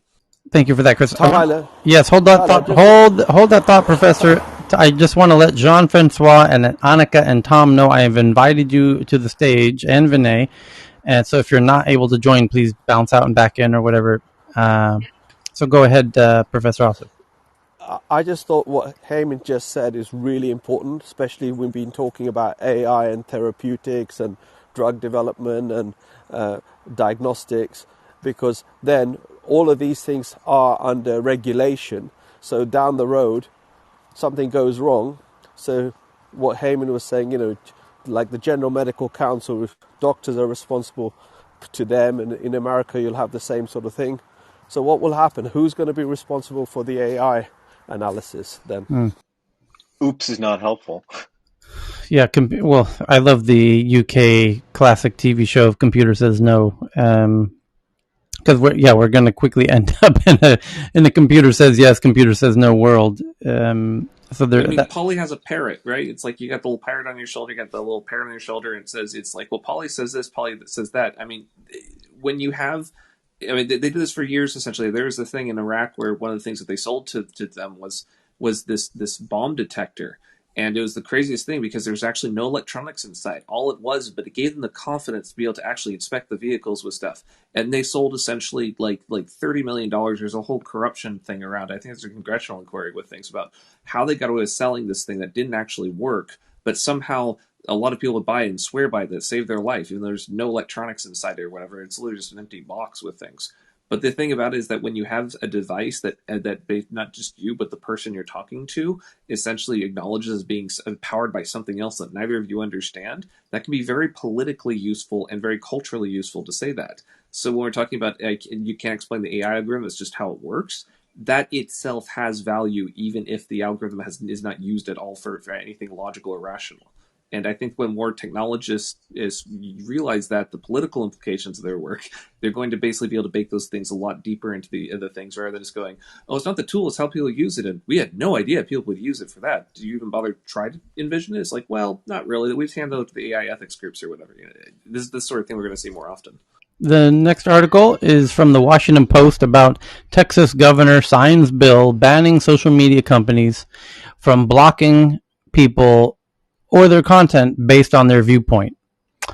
And this Texas governor is the same governor who just passed the really hot bill that stops women from getting an abortion after 6 weeks in the state of Texas, and even in a really interesting move, allows anyone to sue somebody for $10,000 if they can prove in a court that they were intending to get an abortion. So these bills sound like really well crafted in a way that's going to basically allow us to talk about Texas constantly for and against for the next 2 years while they build up a political profile. Yeah, so either his election's coming up next year. His election's coming up. He's also trying to scare out Democrats from moving to, and there's so many Democrats moving to Texas currently that it could turn Texas Democrat, and I don't think he wants that. And so he bungled a lot of things too in the last year, including him getting COVID as well, and he's been doing a lot of messy stuff that he's trying to hide as well. Yeah, but I've read the article from the Washington Post of the headline I just read, and they basically come to the sensible conclusion that this is him playing politics. It's going to get removed. Both of those bills are going to get shut down. Our new laws in Texas will be dealt with by the proper authorities, and that it's him building up his name in preparation for his presidential bid down the road. So, as a presidential candidate, a short question here. Yeah. Do all Americans believe that *Handmaid's Tale* not is fiction? Say again. Do all Americans believe that *Handmaid's Tale* is not fiction? A reality program? *Handmaid's Tale*. No, it's embraced by a significant portion of the population, so it makes it more exciting. *Handmaid's Tales*. *Handmaid's Tales*. Oh, that's a super obscure. That's a super obscure one, Johan. It's only the thing that headlines Hulu's entire thing. Yeah. Okay. Next one is California defense attorney Jay Lederman, once dubbed the hacktivist activist, has passed away at the age of 50. The next one from Wall Street Journal: DoorDash, Grubhub, and Uber Eats sue New York City for its law capping the amount of commission the apps can charge, saying that the law is harmful government overreach. Basically, it's capped these food delivery companies to what percent of a commission they can extract from these transactions, to around 16-17%, somewhere in that ballpark. They wanted to charge 25-26% or something in that ballpark, and they say it's really hurting their bottom lines. Their business models don't really work with this low of a margin, and so now they're suing to keep. And New York is by far their biggest market. It's actually by double by the charts that I saw. New York it's wildly popular to do these food delivery, but they might have to reinvent themselves, kind of shapeshift their business models to, in light of these new commission caps. Government's controlling price of food essentially during certain events with things in order to basically make people essentially not ride on them. I mean, this goes back to Wealth of Nations and way before then. I mean, this is one of those. I mean, of course, governments are going to regulate prices of food when things get crazy. It might, and by the way, San Francisco just passed it as well, and it'll be interesting to see if this expedites the autonomous delivery of robotic deliveries. And what would New York, because with robotic deliveries it takes out the human factor, then the margins probably work out fine. So it'll force them to race to autonomize the delivery. But would New York... It's a little interesting because you're going to have to do smaller vehicles if you do that, because essentially a lot of the routes, while you can technically reach them by car, that there's so much traffic that's going to be an issue with things. So a lot of the deliveries are by courier. So bikes go in and out. Or drones. Autonomous bikes. Or drones. Drones. Well, I mean, the Choke other the skies. The other thing they can do is just do preset routes and times. Instead of whenever you order, we deliver right away, and then you have all these one-off orders where they're repeating routes over and over again. They can have set delivery times on set routes, and then basically you order and you either catch that particular one or the next one, because those basically a Subway or Via or one of those things, they actually operate much cheaper than something on demand. But the government is very free to set those rates. Put an Amazon Prime sticker on the side of a milkman vehicle from 100 years ago, and we'll just say it's like the newest thing. You can invest in it, and it'll be great. Speaking of Amazon, the next one's from CNBC. Amazon says it will now offer to cover 100% of college tuition for its 750,000 hourly employees in the U.S. after 90 days of employment, starting in January. I guess you have to continue your employment to continue to get your college paid for. Make sure you're putting in your 16-hour days while you're doing that. And oh, by the way, with things, essentially it's only video online. And oh, by the way, it's only with the select colleges that Amazon actually figured out how to make money with, because they're moving into that market too. And oh, by the way, it's like those oh, by the way things end up stacking up to be pretty impressive by the end of these things. The asterisks from hell, yeah. Like literally, if they make it as unattractive as possible with whatever group they've subcontract out content for with things, the number of people that actually take them up on will be low enough that they can start using all these other shenanigans. It's like there is so much basically things with labor law and bad faith here that if it actually went well, that would be the surprise. But this means that the students will not be stuck with 200,000 student debt, right? I mean, student loan debt, right? But they're not going to be getting those kinds of classes with things like this is more the there's the American University and the Phoenix University. This is more like that kind of crowd is what I imagine with things. You're not going to get your Harvard degree while you're working in an Amazon warehouse. This is not going to happen. On the other hand, saying I can sign up for an online class that technically gives me the credentials of a nurse, even though I'm not practicing the field, I'm not interacting with other people in the field, and I'm not basically even in a place where medicine is practiced. But you know what? I saw some videos once. So it's basically like, imagine branded YouTube. That is essentially the level of university education that they're offering there, which isn't necessarily terrible. It's just they're not going to have enough hours in the day to actually do so. I mean, and so it's a little facetious for them to say 1 million people that are getting access to this, rather than we had like 3,000 people take us up on it, or 10,000 people actually go through this. It's going to be such a small rounding number that it's just something they can talk about in PR, but they use it as a recruitment carrot to say, hey, look, you can theoretically do this, rather than actually looking with hard things. But by the time people figure that out, it's going to be like 4 or 5 years later, and they've been able to waiver a PR thing. So that's the mission accomplished. The stock price went up in the meanwhile. It's funny you mentioned mission accomplished. It's the same thing that the U.S. military uses, right, to recruit people. Unfortunately, the people who go for these positions are the hardest to hit people, and they don't end up doing what they hope to do. But I'm also curious, like, would this be like a test for Amazon to figure out if they could get into the educational industry?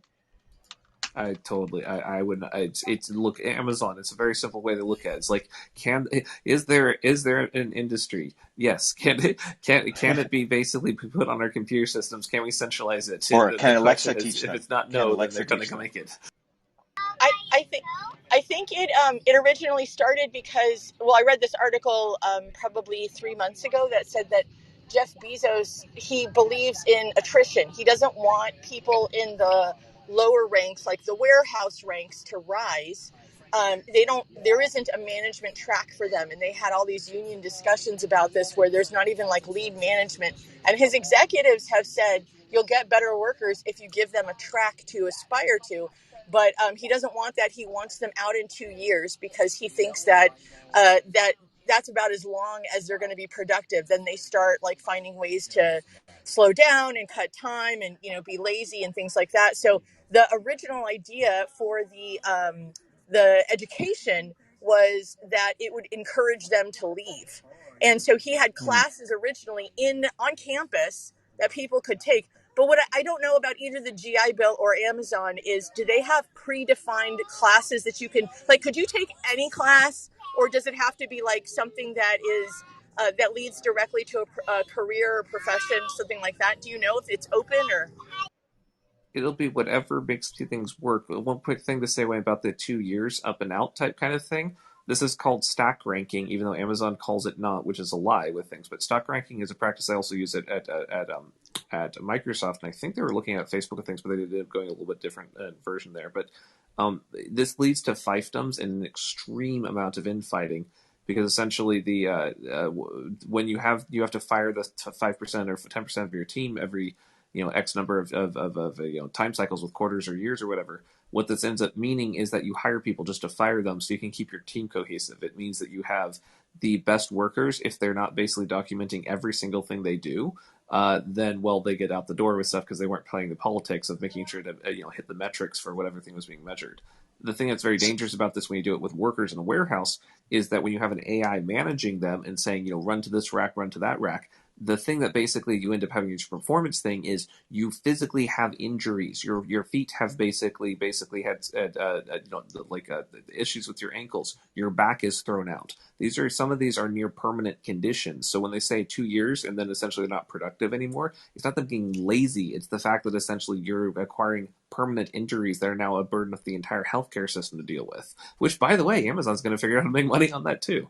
Walmart, this is the same playbook Walmart did back in the day with things, where they would basically take out life insurance policies on their greeters in the front of the store. And they figured that if they just hire someone to just stand there, they could actually take out policies on them that would make them money when they die with stuff. And then they basically, it's just brutal. I mean, this is not how people should be treated in society. But this is one that we basically say it's worth getting our packages a few hours or sooner, or a few cents cheaper. But over the long term, it leads to a degradation of all the infrastructure that we rely on for that. Anyways, that's a longer rant, but yes. And he's basically killing the time until the robots take over, right, in the warehouse. That's all it is at this stage. By the way, I did some digging into Amazon's education wing. Like, you remember how in hackathons, Amazon used to give in-kind AWS time, right? AWS server time. I'm wondering also, based on their different verticals in the education space, are they giving 20,000 in terms of in-kind educational credits? Because they could actually give textbooks through their Amazon Prime. They could give Prime student accounts. They could give online accounts, online education accounts, through everything. That's $20,000 in in-kind stuff they could do as well. Okay, so the next one up is from Bloomberg, that the UK's Department of Health is ending its partnership with Palantir following criticism from privacy groups over lack of transparency. The government previously criticized by privacy groups over the deal they had with Palantir. And where did that article go? Here it is. And it says, Palantir struck a number of contracts with the UK government. It's from what I've heard through the back channels that Palantir was brought in to help them figure out all of the data around COVID spreads, and that it was quite helpful in managing COVID in the UK. But the NHS hired Palantir to crunch all of this data in a way that only Palantir is one of the few companies that can. This is what their specialty is. NHS, this is not an NHS's specialty to crunch big data sets around COVID cases, but NHS didn't make it transparent enough that they were hiring Palantir to do this. So when it was somehow revealed that Palantir was hired, people went a little bit crazy that, you're using our data. You gave our data to a private company. And there was a large outcry over that. So the UK government is ending the data deal with Palantir following criticism from privacy groups about the lack of transparency on how the contracts were awarded to the UK data giant. The Department of Health put out a tender in August to shift its adult social care dashboard away from third-party providers to its own system, built by BAE Systems, Europe's largest defense firm, according to public documents. These documents said that DHSC had until September 30 to transfer the data to this platform before it would have to renew its license with Palantir. Denver-based Palantir was co-founded by billionaire Peter Thiel to provide data analytics and consulting to governments. Data analytics and consulting to governments. That's what they do. That's their specialty. They're highly regarded in that field. The pandemic has produced a boom in demand, including from Britain. And by the way, as he said, the back channel is because these governments get all this COVID data, and these politicians who see all of this COVID data throw their hands in the air and scratch their head and say, I don't know what to do. Cases, ICUs, number of beds, shit, I fucking failed at algebra. Help, sweet Jesus, help. This has nothing to do with politics. This is numbers and shit? Fuck this nonsense. Somebody get me some real geeks in here quick. That's what Palantir does. That's why Palantir is so incredibly busy at the moment, because this is what they really excel at. This is the kid that got all A's in algebra class, You're calling him in to help you with your homework the night before your big algebra exam, because you are utterly useless when it comes to math. So Palantir is brought in to help the NHS, and they've had a boom in demand, including in Britain, which hired it to primarily help manage the vast amounts of data being compiled in response to the spread of COVID-19. As I told you, my back channel information is correct.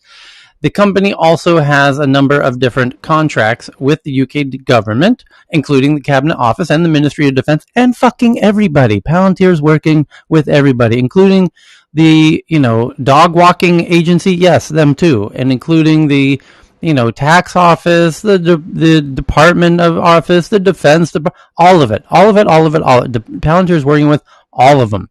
So the journalist is only aware that it's the Cabinet Office and the Ministry of Defence.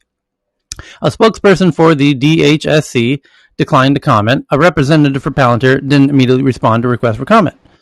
Yeah, you're going to notice a lot of that, a lot more going forward, by the way, of, refuse to comment. It used to be back when journalists were actually doing journalism, people would actually talk to journalists because the journalists were just trying to figure out what happened. And we're going to take your quote and share it with our audience. As simple as that.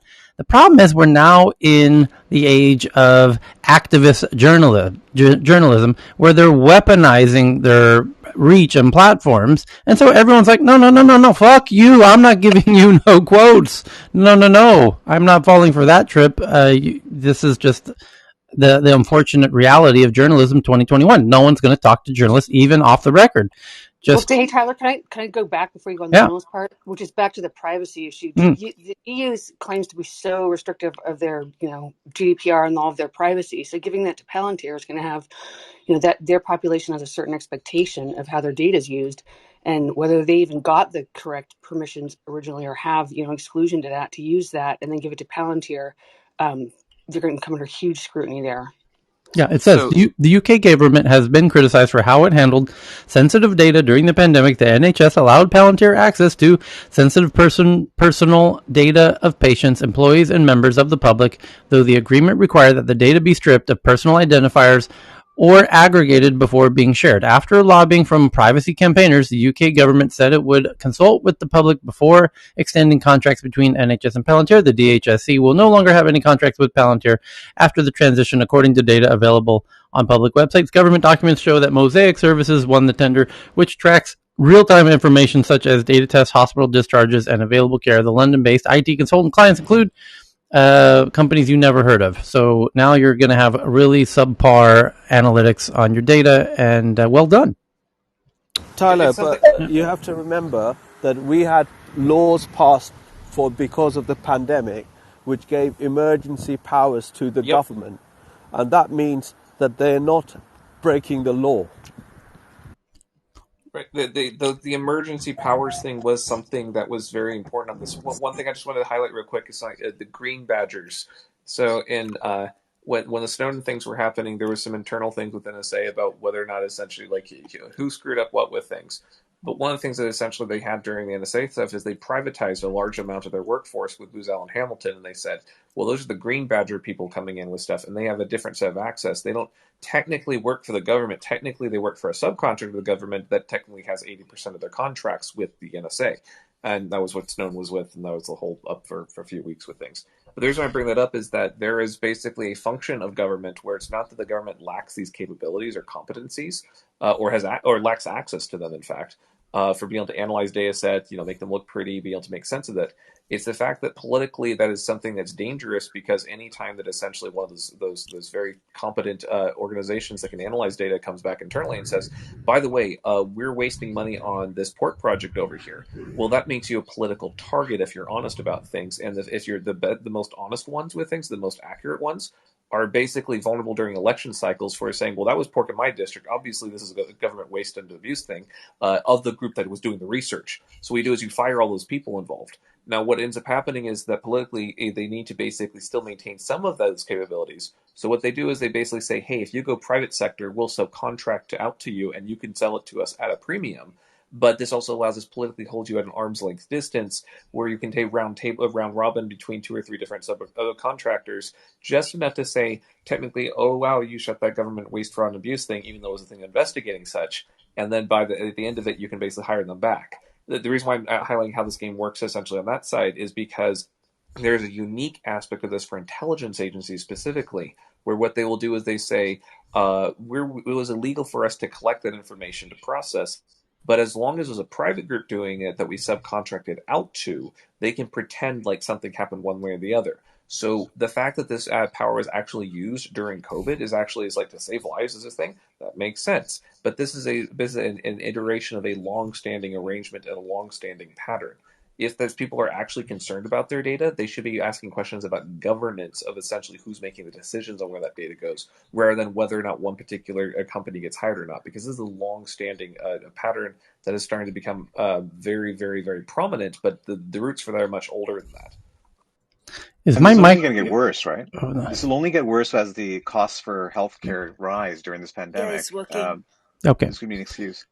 Okay, so the next headline is the London Evening Standard says they have sources that UK digital bank Monzo plans to launch a buy now, pay later. Holy shit, have you guys been hearing about these buy now, pay laters?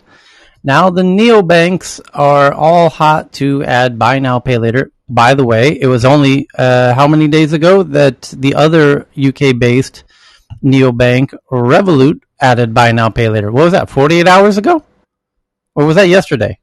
We can Google that and find out. Revolut, in the news headlines, was British fintechs are jumping into the booming buy now, pay later market by CNBC 1 hour ago. Yes, indeed they are. And it says, when Revolut plans to compete on buy now, pay later 3 days ago. So it was, and the Times, Revolut Card Now, buy now, pay later 3 days ago. Revolut and Monzo are the two of the big, and there's a couple of others, but Revolut and Monzo, I think, are the two biggest, what are called neobanks, which are cloud-based banks, modern banks that kids use. And they come with all kinds of new fancy features for geeks. Geeks love these neobanks.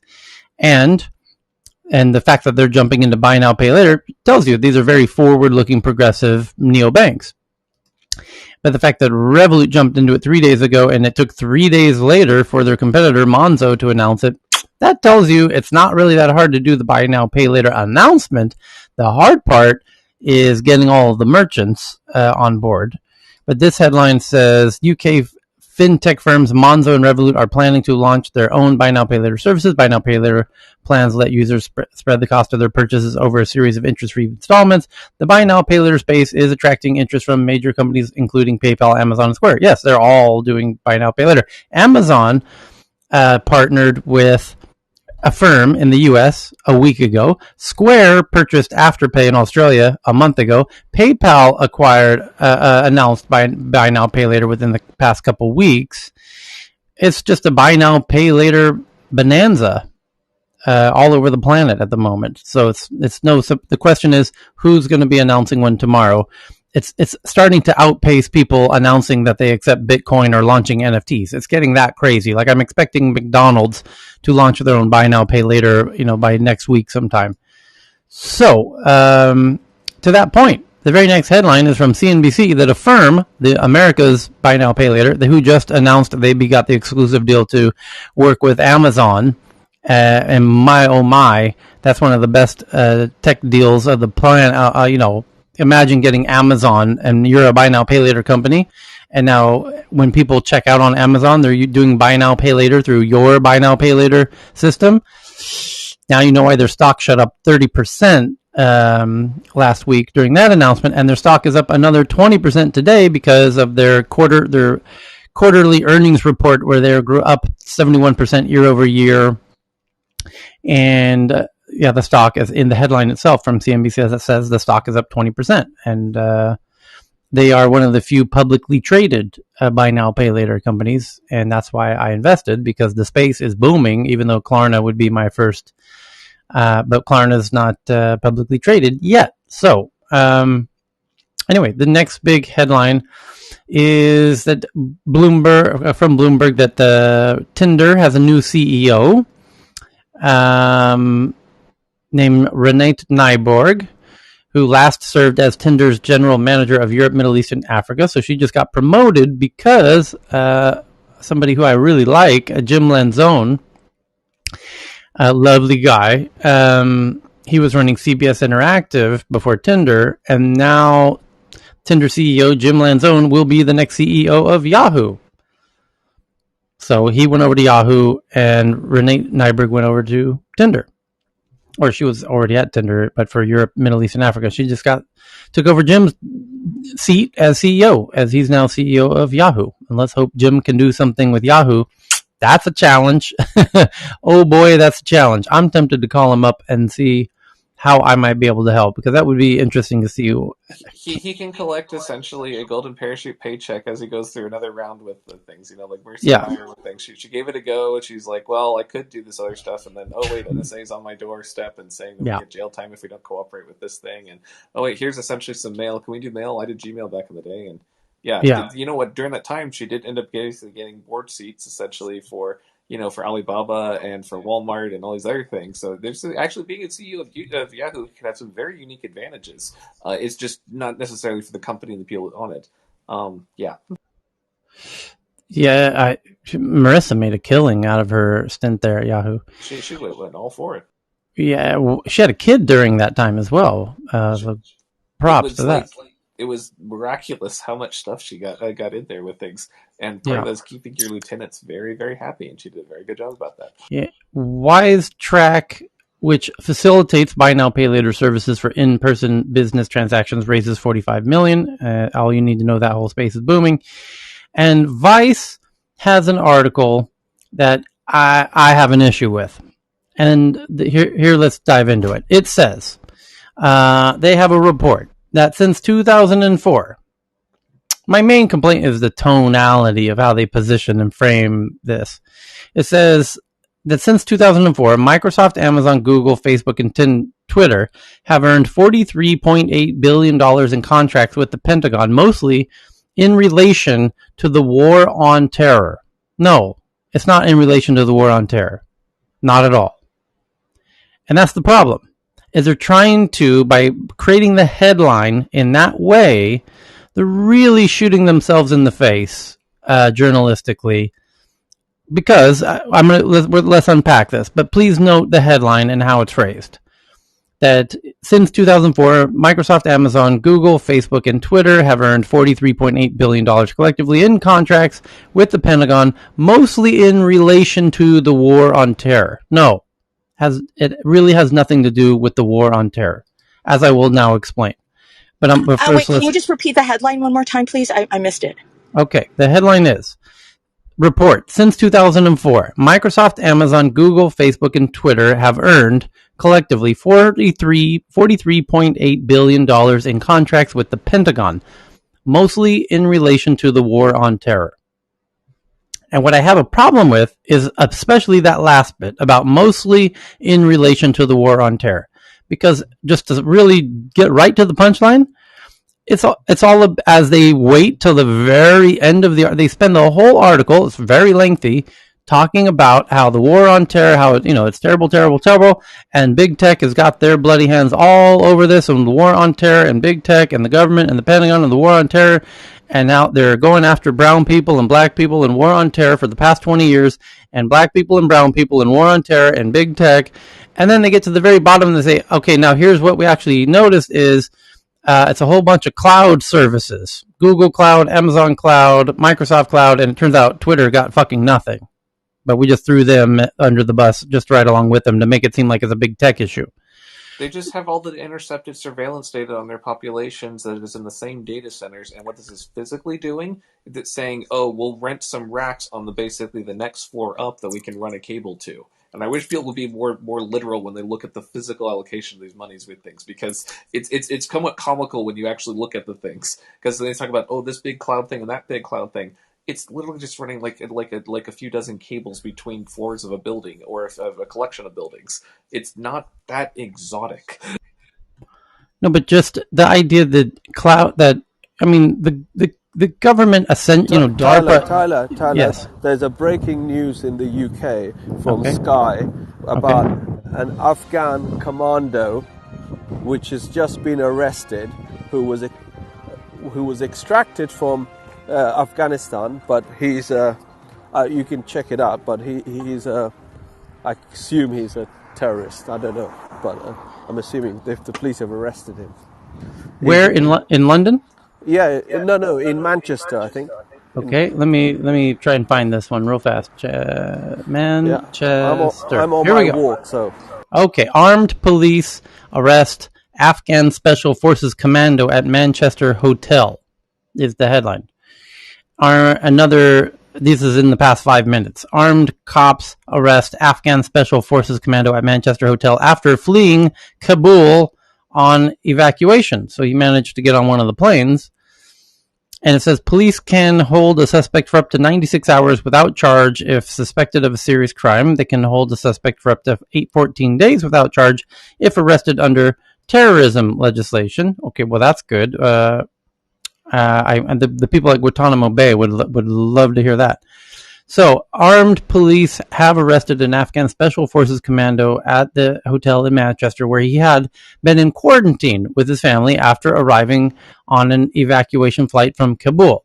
The pre-dawn raid is thought to have taken place on or around the 31st of August or the 1st of September, and the individual is thought to still be in detention. It is not clear why he was arrested or if he had been charged with the crime. Police can hold the suspect, as I said. The Home Office and the Ministry of Defense declined to comment. The government spokesperson said, "We don't comment on individual cases." As I said, from here on out, it's going to be no comments from everybody. A source with knowledge of the case said that the Afghan commando is understood to have arrived with his family in the UK on British evacuation flight. They were put up in a hotel in Manchester for a period of coronavirus quarantine because Afghanistan's on the government's COVID red list. Armed police are understood to have raided their room at just before dawn. The source said he was told they took the individual away in handcuffs. Greater Manchester Police referred a query on the arrest to the Home Office. The UK evacuated more than 15,000 Afghans, British nationals, and others from Afghanistan in just 2 weeks last month following the Taliban takeover. The overwhelming majority of the evacuees were fleeing in fear for their lives, including thousands of Afghans who worked loyally as interpreters and other staff for the UK military and diplomats facing death threats from the Taliban. In return, members of the Afghan Special Forces, who provided a vital role in tracking the terrorist threat in Afghanistan, had served alongside their British and other NATO counterparts, have also been given a safe haven, with hundreds more hoping to be allowed to resettle in Britain. They are living in hiding in Afghanistan, terrified of being hunted down by the country's new Taliban rulers. British security officers have been working hard to vet anyone who is granted refuge. Sky News revealed last month that a person from Afghanistan on the UK's no-fly list was flown into Birmingham as part of an evacuation operation. The no-fly list is designed to block individuals who are considered a security threat from reaching the UK. In that incident, though, the government looked at the case and decided they are not a person of interest and no further action was taken. To be continued. I did see a headline right before we opened the room that somebody was hunted down by the Taliban and shot, murdered, or even beheaded in broad daylight in the middle of Kabul today, and it was a former ally, cooperative Afghani of the U.S. So if somebody can find that headline, that's quite a troubling, concerning development. But thank you for that update. Back to the Vice article. Yes. I was just going to add that on CNN, actually, this morning as well, they were showing that they have arrested and tortured and stuff Afghan reporters. In fact, it was just gruesome to see a couple of reporters, how they have been tortured. I just and beaten and bruised. Eyes. Yeah, exactly. I saw it, so it was really gruesome. Yeah. I'll find that out for you, Tyler, because one of my team members is a minority from Afghanistan, although she's British. I remember that. Thank you for that. So, back to the Vice article about how big tech have earned nearly $50 billion in contracts with the Pentagon, mostly in relation to the war on terror. No, it's not in relation to the war on terror. They're providing cloud hosting. It's like blaming a kindergarten who's using cloud hosting, and now you're saying big tech is is after your kids. It's like, no, it has nothing fucking... Just because a company's providing cloud hosting, they provide cloud hosting to every donut shops, and so you're as big tech into donuts now? No. Well, donuts don't kill you. Well, actually, they do, but that's a little slower. But the fact that the fact that government agencies are using big tech cloud doesn't mean that the big tech is in the war on terror. Big tech has made. So what's interesting? The issue I have is the wording of it. They're trying to implicate big tech as playing an active role in the war on terror. They're not playing an active role. They're playing an incredibly, barely, super subtle passive role in that their hard drives are being used to store data that the government agencies are storing. Well, analyzing it too, though, and that is a function. But I say the criticism you have against the journalists with stuff is accurate. But one thing I do want to highlight there is that with groups like Google, Jigsaw is a really interesting version of this, where they have an internal division whose sole job is to basically say, how can we assist nation states to basically go after terrorists? How can we basically shut down on arms trafficking between countries and such? And what that de facto is moving in from we are a place where you can be like a glorified classified Dropbox where you can drop things to can we basically use our engineering expertise to actually do a thing? And this was really controversial for a while. So the messaging and the wording around that is very nuanced. And when you have the JEDI contract and things that are basically up in the air from like between Amazon and Microsoft about who's going to fight to store the NSA and all the intel community's data sets, there's not just storage. It's also covers essentially the interception of things. It also covers essentially when we have the Snowden Prism Leaks 2.0 or whatever in the future. It's going to basically be whatever they put on the table now is going to be in the stake there. And so that the dollars awarded there's a lot going on there. I don't think this journalist has the nuance down with things, but it is important because if you actually have if you have supported the program, if you have criticism of them, having an accurate understanding of that or an accurate articulation of it is very important. So there's that. So the article quotes somebody named Rama Kudaimi, Deputy Campaign Director at ACRE. Here's the quote. Is it acceptable for big tech to do these horrendous things to families at the borders or in the name of national security and terrorism? What? Is it acceptable for big tech to do these horrendous things to these families at the borders? What the fuck is Google doing to immigrants crossing the border? Or Facebook or Twitter or Tinder or Snapchat or whoever the fuck Amazon. Amazon just built a fucking one of the world's biggest factories just on the other side of the Mexican border. Tyler, let's have a thought exercise here. So imagine if Palantir became one of the big five tech in the US, which you could say maybe that's impossible because America's, yes. It's not consumer, yeah. Well, yeah, but the US does spend a lot of money, and say Palantir started to do a lot more military contracts overseas too. Yes. Okay. In some countries, the government is a big spender. Right, yes. And the U.S. it's more consumer led. So I guess this story, with the nuances, the government's honestly the biggest spender. Yeah. Yeah, so it's their primary market for Palantir. In this case, so in this, like I said, it's a primary market. Palantir is set up they advertise themselves as that. Versus like Amazon, etc. They happen to be they're more to every man, I guess, to everyone, right? They're kind of broad consumer startups, tech companies. Versus like Palantir is explicitly set up to serve governments. I think that's an important nuance for this story. If like it ever gets, if Palantir ever got that big, which probably won't. This article has nothing to do with Palantir, though. This article is exclusively about Amazon, Microsoft, Facebook, Twitter, and Google. Okay, yeah, but I guess big tech, right? No, but the last sentence of the article is Amazon, Microsoft, Facebook, Twitter, and Google did not respond to requests for this to requests for comment. Okay. As again, you're going to start seeing that a lot, but because this is one of those hit pieces where we're trying to take them down they're trying to attach concretely these big specifically these companies to the war on terror, and by extension, what they're doing to brown people at the border. Okay, I'm with you that government agencies are using these companies' services. By the way, they use Gmail too. They use Google Calendar. By the way, they use Google Meet.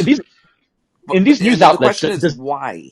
Because honestly, these are not that fucking hard to create a freaking calendar app with things. We've basically there was a joke in IT. The journalists have, and it's popular now, like the clicks. in with 80s and eyeballs, kind 90s. of driving the. In the 80s and 90s, they literally had a thing where any basically app that anyone's making, it wasn't apps in that day, it was like little programs you would make, that you would make on server farms and those things. And the thing about it is that during that era, almost every single application would basically grow and grow complexity until it basically featured an email version of things. And the fact is that we're using the Gmail version of things, there's no the reason German for government that. Should have the open capability source of creating its the own way. Google clones literally on a monthly basis. It's not that hard to do. The thing is that when you basically lobotomize essentially all the talent that basically can develop those sorts of things, and you shed that over time, that means that they become reliant on private sector capabilities, which might be seen as a weakness if you're looking at a development standpoint, but it's very, very useful politically if you're trying to basically make inruns around whatever court or legislative process there is. So it's a way of getting around a lot of internal bottlenecks. Those internal bottlenecks, though, sometimes are like, constitutional protections and stuff like that. This is not something that essentially is a decision, is something that happens overnight. The thing that really happened here is the meta story is that the journalists are doing basically backpedaling with things because they spent about a decade and a half talking about tech is the coolest thing ever. Yeah, it just basically murdered our entire industry. But you know what? The survivors that basically end up thriving from all those Facebook likes and Google advertisement things that basically they can feature alongside every article talking about how awesome the tech companies are. Those were the ones that survived the ones. The ones that didn't play that game with things, they got wiped out, minus a few holdouts like New York Times or whatever. And even they had their own version. The reason why I bring this up is that we have a decade and a half of basically tech is the most amazing thing ever and will save the planet. Journalists turning the blind eye to this because that was the deal made for them to be able to survive essentially all the classifieds being taken out from Craigslist and the entire revenue of the industry being obliterated. So the thing is now they're going, oh wait, we made a deal with the devil and it basically backfired on us. And the fact is that while they did so very incompetently. And so now you've got journalists trying to actually do their job because, frankly, they haven't done that for a decade or two. And it's like, imagine saving your entire semester's worth of homework until the day before, like in school as a kid. But hang on, I'm pretty sure the Department of Defense is using IKEA furniture. When are we going to have the witch trial on IKEA? I mean, that actually, hold on, Tyler. Oh, hold on, Tyler. You actually talked about a big one there. Actually, the furniture doesn't come from IKEA. Where it comes from is actually from DMV, and the same place they get their furniture is from the slave labor in the prisons. That's actually a huge social issue that almost no one talks about. You actually hit a big one there. But most of the one of the big reasons that they outsource though is for two reasons. One is the accounting works out better, right? So it's an expense that's limited. They don't have to set up an office for it. It is way more expensive for these people to hire the talent in-house and create things in-house than it is for them to just requisition them for single-time purchases outside or for even long-term contracts. It's just much cheaper. And then the other issue is for these people, as soon as they work X period of time, they become de facto, tenured civil servants, and then dealing with getting them out of the business is actually really, really hard because it literally, the due process is very, very strict once they become civil servants. So I don't see that going away. That's a really important way that they're actually getting a lot of this technology. But I do know that a lot of the furniture in some of the agencies is definitely Office Max furniture because I actually saw it all come in and I see where it came from and I know the person who ordered it all because I was like, this is the worst chair in the history of man. Why is it even a chair? You should just put a spike on it and call it a torture device. And they were like, no, here it is. This catalog, it's super cheap. So that is actually where they get their stuff from. It's not, and like they get a lot of their computers and stuff. It's directly from the manufacturer. Like Dell is a huge supplier, but for that, like I don't think it's not like it's the latest model. I think maybe they have like Windows 7 now, so they get everything super cheap, but it's like the day old factory. So we're going to go after who they ate. I know they had McDonald's for lunch, and now McDonald's is part of the war on terror. So, hey, Tyler. Yes. Hey, Tyler, just a quick point on that. Yes. I think there's a bigger issue from the story that you're just sharing, which is the big tech, if you will, Google, Amazon, whatever. I think it's becoming more of a government-ish presence. I think the real government, federal government or state government, whatever, they are slowly realizing that this is not just a private enterprise, as in the olden days. There's just so much power wielded unintentionally, if you will. Not necessarily that the big tech is planning to do this or has been planning to do this, but especially with respect to the ability of these big tech can exert unknowingly, if you will, over government. A good example would be, when Apple says, "Oh, we can't really declassify or whatever, show the password of a blah blah blah," and the FBI had to look for hackers trying to get the password of a particular suspect individual's iPhone. I mean, that's a really quick example to show that it is really not just a private individual, a private entity anymore. It does have a lot of power, and the government is really, they have to really think about a way to deal with it. They can even block a Donald Trump's tweet. Can you imagine a private entity can stop a president of a country to air? I've got a huge laundry list of examples of how we can point at big tech and the failures of big tech and a lot of grievances. But the fact that they're selling with things, so this journalist is just going for the basic one. It's like, come on, dude, so swing higher. But the fact that you're poking on them that they sell their cloud services to government agencies, including the Department of Defense, and then extrapolating that the Department of Defense doing all this terrible stuff at the borders and the war on terror, and then twisting the language to say that they're monetizing on the war on terror. It's like you're really going hard into the paint to try and paint these guys with a bad brush. There's lots of ways to point out the real egregious behaviors of big tech, but you're really stretching on this one. Yeah, Evan? Yeah, I was going to say, my background is telecom, and big telecom has been in the back pocket of the government from the beginning of telecom, whether it's Verizon or AT&T and others. I mean, they are practically extensions of the government for various reasons, and no one seems to blink an eye at that, with the ability to intercept any phone call or video or other private communication. So it's a little ironic. Look at the origin of Keyhole, where they basically got, oh, cool, this is Google Earth. We can look at anywhere on the planet. Where did this come from with things? The executives from that were entirely from In-Q-Tel and a National Geospatial Agency with stuff. And like, what's fun about this is, as its known disclosures revealed, some of the extra fun toys they have is one of the capabilities that you have is being able to have reverse lookup for all the people that looked at certain geographic locations on the planet. That is really freaking useful for every single API call that's made from all the other sub-suppliers. And by the way, being able to basically say, oh, let's look at every single person that's looked at this military base or this particular office building or this particular thing. That's a really useful capability. I don't think people realize that when you look at this stuff, it's not a one-way relationship. And the fact that those sorts of capabilities are built into every single tool means that de facto a lot of these groups act as extensions of arms of the government in the places where it matters. Vice on Twitter, when they're tweeting out this link to this article, they chose one sentence of the article to highlight in the tweet. Makes sense, right?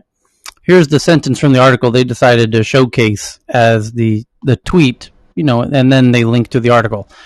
This is a great example of how tech, and they're quoting the person I previously quoted about big tech, at the border, and it's how is it okay for these big tech companies to doing what they're doing at the border? This is a great example of how tech is not neutral. It's actually been a very key in building out a post 9/11 regime that criminalizes black and brown people. What?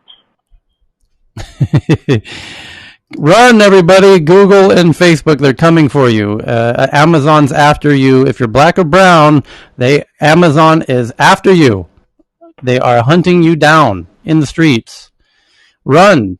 What are we supposed to... the ring things and dodge the delivery drivers. And by the way, if you've got a job at the delivery warehouse with things... If you see somebody bringing a package to your door, run! We've also got great robo-dogs are on coming. the other side of the border with things next to essentially the brand new warehouse with things where you can basically sign up for our employee healthcare version that essentially allows us to basically get you an education while you're there. And by the way... You know what I think it is? I understand people... There's a bunch of people, and you could include us as part of it, who are a bit fascinated with pointing out all of the weaknesses of big tech. Governments are doing it. We're doing it. Other journalists are doing it. Lots of people are pointing out this very long list of gripes and grievances with big tech. There's a big list, and lots of people are doing it. We're doing it too. I count me guilty. I'm guilty. We do it every day here. But I think this Vice journalist has got wrapped up. They've included their own focus, which is work, is what you're basically saying. They're jumping on the anti-tech train, but they're taking it into some other part of the station that it doesn't normally need to go into, which is, I think they are generally concerned with other issues when it comes to racial injustice, and they're trying to jump on the tech bandwagon and connect those dots in a way that it's a bit of a stretch. So that's I think brought this that's up what earlier with things, but this is a very brief. I'll do it 20 seconds here. If they are going to basically criticize like racial bits in tech, IBM and the Holocaust, the person that got Eisenhower into office as the president was literally basically the same guy as president of IBM. There is a long history of government and tech basically working together. In that case, it was basically to say, president of IBM asking Eisenhower, basically saying, don't put us in with that whole mess with things when we're documenting and talking and pointing fingers about who's responsible for all this. And by the way, that is not as well substantiated. I would strongly recommend people look up Edwin Black stuff on that. I'm just saying that is one of the more obvious, holy crap, you don't even need to make stuff up. You can basically look at history. The thing is that journalists are going, oh, look, essentially the AI algorithm classified as a person with different skin color as a monkey, rather than looking at the actual history of the industry, which has a much deeper, much darker, and actually a lot more substantial things on culture. But they always take the easy shots rather than actually doing the actual research on this, which is really sad because there's can I ask about nuance in what we're saying here and what's going on, just so I understand this? Okay, so government is using those services, same as we said they're using IKEA or Office Max or whoever. They're using them and a large amount of and awarding them big contracts, right? Using cloud storage or something else. They're using their services. I don't think the article is saying that that Amazon is designing going after terrorists. It's just that they're profiting from government budgets that are supposed to be used. No, it goes one step further and says is it okay for these tech companies to doing these egregious crimes on the borders against brown and black people? That's okay. Just to be fair, there was a statement that came out not long ago. I want to say like a week and a half, 2 weeks ago, from Obama, saying that one of his biggest regrets was the free rein that he gave to the tech companies. Yes, I saw that. Right. There's some very great photos of him at dinners. I think 1 second. You know what though?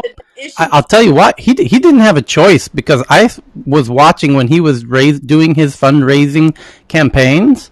While he was campaigning to be his presidential campaign, he came to San Francisco, and San Francisco threw a shit ton of dinner parties for him. That friends of mine threw those dinner parties for him. He raised a shit ton of money from Silicon Valley. That there was a price attached to those checks, which is why he now says he regrets that he didn't do anything. He didn't have a choice. He took their money. But I think that I agree. I think that the big issue right now is that as we're moving into new phases of faster development with companies, right? So we have a lot of different technologies now. We're moving into additional phases of technology.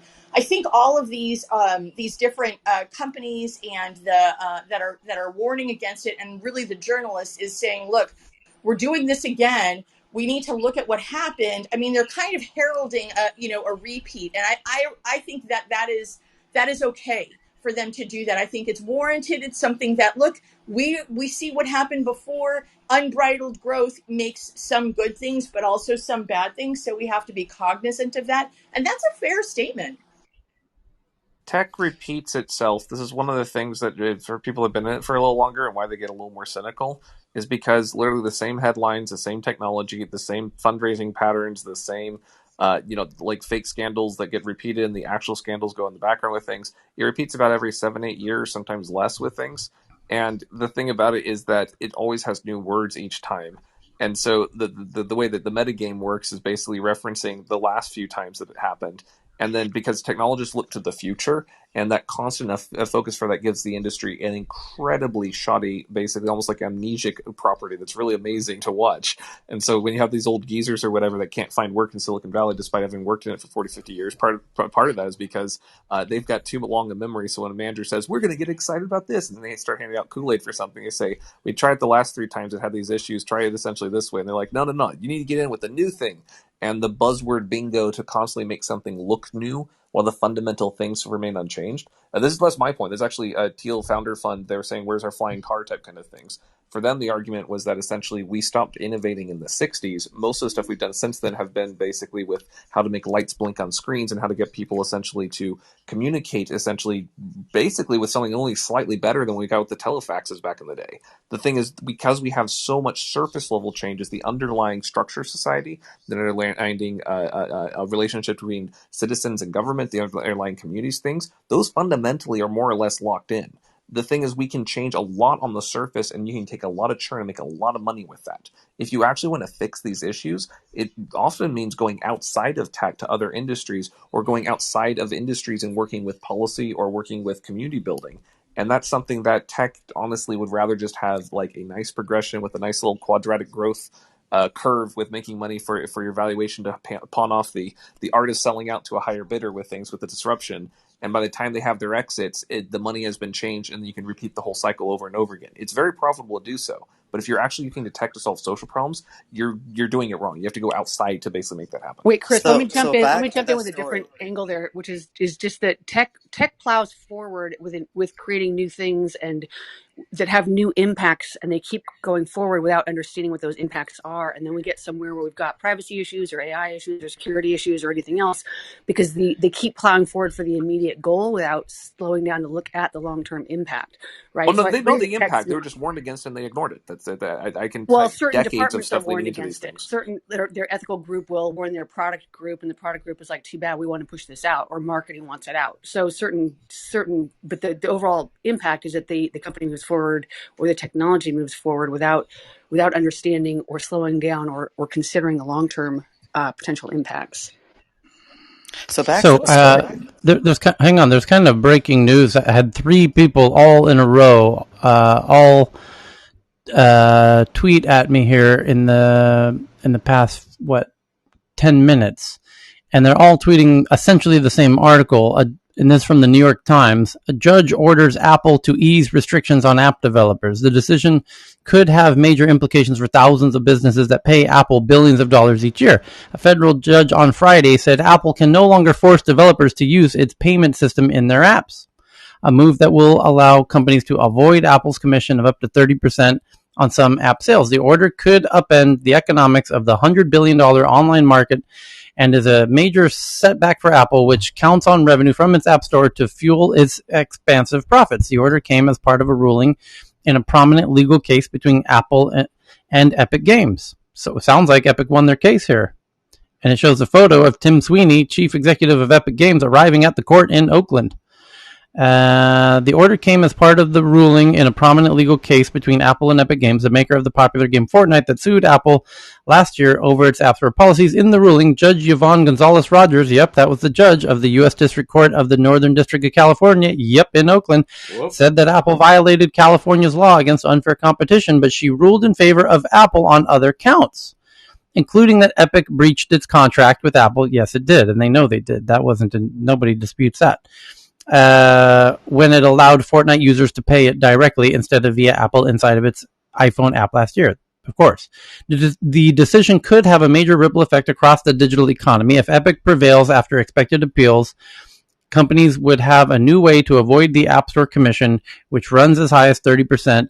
The change would be a boon to the bottom lines of businesses that say they are forced to share too much of their sales with Apple. Well, 30% to be exact. Epic has sued Google for the same issues with App Store commissions on its Android operating system, and that case is expected to go to trial this year. Last month, 36 states and the District of Columbia also sued Google for forcing companies to use its payment system in exchange for access to its App Store. Google's public response said, in effect, that Apple did the same thing. The Google's order takes effect in 90 days. Apple could seek to block the order before then. Apple and Epic did not immediately respond for requests. As I told you, it's going to be a whole lot more of these no comments. Every fucking article henceforth is going to say no comment because, hey, journalists, you fucked yourselves. You're fucking shady fuckers, and that's why nobody is ever going to talk to you ever again. That's why the past 10 articles I read in a row all said... The people in this article did not immediately respond to requests for comment. All of them. You can just print Apple, that on every article going forward. No one's ever talking to you again, journalists. Tyler, do you get it? Tragedy. Yes. What about all the juicy e-discovery that was happening with Apple and getting all their internal documents and public review, and we're finding out all this other shit? Who's going to sue Apple next? We need to have someone else to generate some good headlines. I'm going to go ahead and pat myself on the back for my prediction that Epic was going to win this case. So that seems more clear than ever here. So is there a chance for clawback, Jennifer? Like going backwards in time and taking 30%? You could go to Ethiopia because they're in 2014, and then you could redo this whole case. There you go. Yeah. Anything they decide is going forward, Chris. Sounds good to me. So I guess there'll be more comments coming soon. But thank you to the 3 people who sent that all in. There's just one last popular headline that we didn't get into today, which is from the Information. They say they have sources that Facebook is developing a machine learning chip for tasks such as recommending content to users. Okay, so that now brings us to the fun headlines that everyone's tweeting in. I'm now caught up to the past 21 hours. So if you've tweeted in the last 21 hours, I'm just getting to it now. But here are my favorites of the past. Since we met last time, Faraz sends one in that as buy now, pay later surges, a third of U.S. users fall behind on payments. The latest survey found younger consumers were more likely to miss payments. A third of U.S. consumers who use buy now, pay later services have fallen behind on one or more payments, and 72% of those said their credit score declined. A new study published by the personal finance company Credit Karma showed. The study, conducted by software firm Qualtrics, surveyed 1,044 adult consumers in the U.S. last month to measure their interest in buy now, pay later, and found that 44% had used these services. That's more than I would have thought, honestly. The usage figure was slightly up from a similar survey conducted by Credit Karma for Reuters in December, which missed payments was down from 38%. The latest survey found younger consumers were more likely to miss payments. More than half of the Gen Z or millennial respondents, those born between 1980 and who cares. There has been a surge in the usage of buy now, pay later services, which allow consumers to easily split payments. Yep, we know that. The exclusive growth has led to DealMega. Yep, we know that. It's easier than ever to purchase an item and finance it without even thinking about the implications of the purchase. Yep, that's true. And it's this disconnect between making a purchase and actually paying for it where consumers can get in trouble. Yeah, potentially, if they're given too much credit, like credit cards do, like $5,000 worth of credit that most young people are not able to manage, and they get themselves $5,000 in credit and spend 20 years trying to pay back, and they can't. But $200,000 that's different. Most consumers who use buy now, pay later services said the purchase was for $500 or less. Yeah, that's because that's the only credit they're going to give you. They're not going to fuck you like the credit card companies do. They're only going to let you buy. They're not going to let you buy something for $5,000 on buy now, pay later, because you have to earn that credit on each of your transactions and month by month how you pay it back. And they're not really interested in getting you in the debt traps that the traditional players are. So on average, low-cost purchases were most common among Gen Z, nearly half of which have used buy now, pay later services for expenses of $100 or less, the survey found. Fair enough. So the next one is also from Faraz. A very simple one from Bloomberg that Sequoia, one of the world's best VC firms, ramps up focus on Latin American startups after successful bets. Here it comes. Here comes Latin America, May. There's the headline we were waiting for right there, wasn't it? How long did it take, Tyler? Well, we knew it was coming. The fintechs are happening. Now the fintechs are happening. Now all the other products and services can be built on top of it. And Sequoia going into any region is the key instigator into all of the other investors now starting to consider, you know what, I heard Sequoia's going into Latin America. What are you guys doing? You thinking about going down there? Yeah, I'm going to take a flight down there. I'm actually heading down to Costa Rica next month, and I heard, maybe I'm going to meet with so-and-so. I heard there's a new unicorn down there. This is Guatemala. this is just how it works. It's the China was really, Sequoia was really one of the first into China, and then India, and they recently have done a deal or two in Africa, and now they're going down into. They, by the way, were actually very late getting into Europe, to be honest. And with the exception of Klarna, they did fantastically well with Klarna. But now they're finally going into Latin America. And Latin America, it's your time to shine, baby. Here it comes. Hold on tight. I'm excited. I think it's fantastic. It's got a whole lot of amazing potential down there. So the next one's from Faraz from Bloomberg, that home buying startup Orchid reaches the 1 billion unicorn valuation. Orchid, which offers cash to home buyers up front so they can purchase a new residence before selling their old one, raised $100 million to fuel growth. And get paid now, sell later is Faraz cleverly coining a whole new category. Get paid now, sell later, like for your house.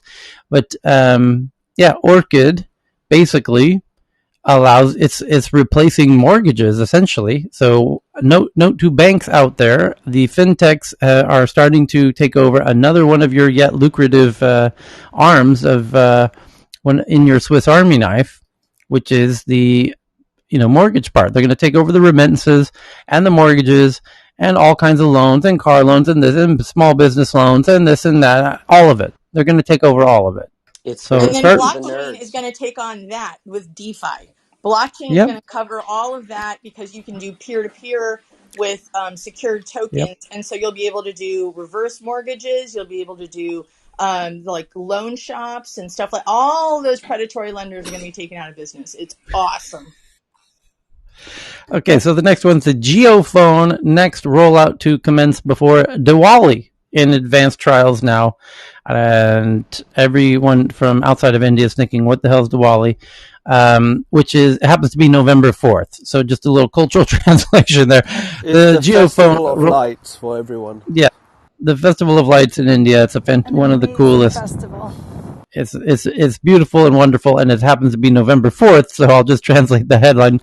The JioPhone, which a lot of people in India are eagerly waiting for because it's a full-fledged, big, sexy smartphone, but in the incredibly price range of under for about $50, it says. The leak suggests it will cost 3,499 rupees, which is $50. So $50 for a full-on sexy Android phone. And that means you're going to have a whole, India's got another 250 million people who are waiting for this phone. And that means that's going to be a whole lot more. Well, maybe they come into Clubhouse. Maybe Clubhouse could do a deal and pre-install Clubhouse on that phone. So, go ahead, Chris. Do you think they're going to build in biometrics? So obviously Apple, when we talk about the facial ID and stuff like that, the biometric part that Apple's like baking in, right? Like they're going to scan your face to make sure it actually is the face on the ID. With these cheaper handsets, do you think there's going to be some challenges in proving people's identity, and that ultimately, you're going to have to buy the expensive one anyway? No, it's got a decent camera on the front of it. It's pretty slick. I mean, it's clearly subsidized. I don't. They're not going to have any problems doing the identity verification stuff, which I think you're right. At this point, all the high end and the low end are like 10% apart. There's Xiaomi phones you can buy now for $150, $200 that are stellar, and those aren't really subsidized in the same way that this could be in India. Because when I look at it, like those little chips, like the VCSELs that do the Face ID and stuff, those are like $4 or $5. So that's already like 10% of a $50 phone. That's why I was asking. Tyler, do you think that India is subsidizing it because it might roll it out for electronic elections or something?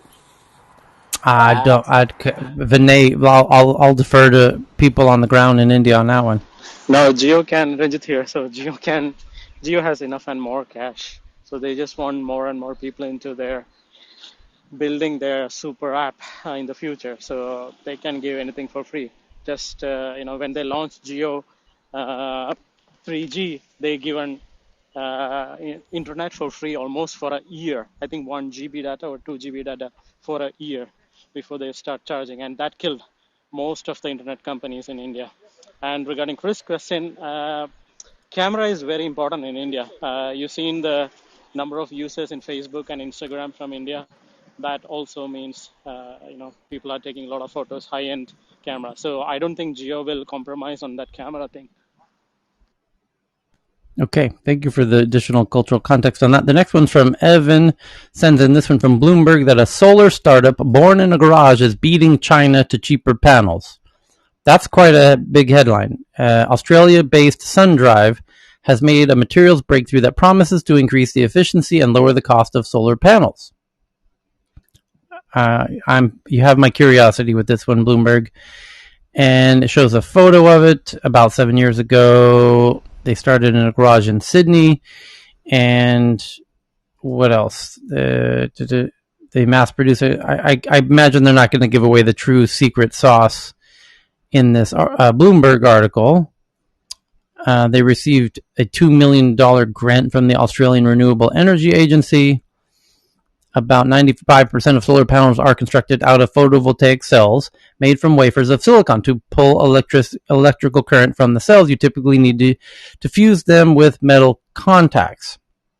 Silver has long been the metal of choice because it's easy to work with and very stable. Solar panel manufacturers rely on screen printing process similar to that used to place designs on t-shirts, pushing a thick silver paste through a mesh and onto their silicon cells in a fixed pattern. If you've ever seen a solar cell up close, the faint, thin lines running across it are the metal electrodes. Solar panel makers now consume almost as much as 20% of the world's industrial silver each year. So let me guess, these guys figured out how to do it with something other than silver. Copper also oxidizes more easily, which impacts its ability to conduct current. The University of New South Wales has a long history of solar technology breakthroughs, and Alan, one of the two founders of this company, zeroed in on this copper conundrum at the heart of his graduate studies. Instead of working at the school's labs, however, Alan thought he could conduct experiments more quickly by building an R&D setup in his garage. There you go. He's using copper instead of silver, and he very cleverly didn't do it on the university's labs, and he did it in his own garage, and that's why he's going to be a fucking billionaire, and the school is not going to be able to sue him. So, well done, Alan. You're going to be a billionaire. I hope you patent that to hell and back. So, the next one is from Evan. Speaking of solar power, a solar-powered aircraft developer named Skydweller Aero adds $8 million Series A, partners with, oh no, things were looking so good for this company. They just partnered with Palantir.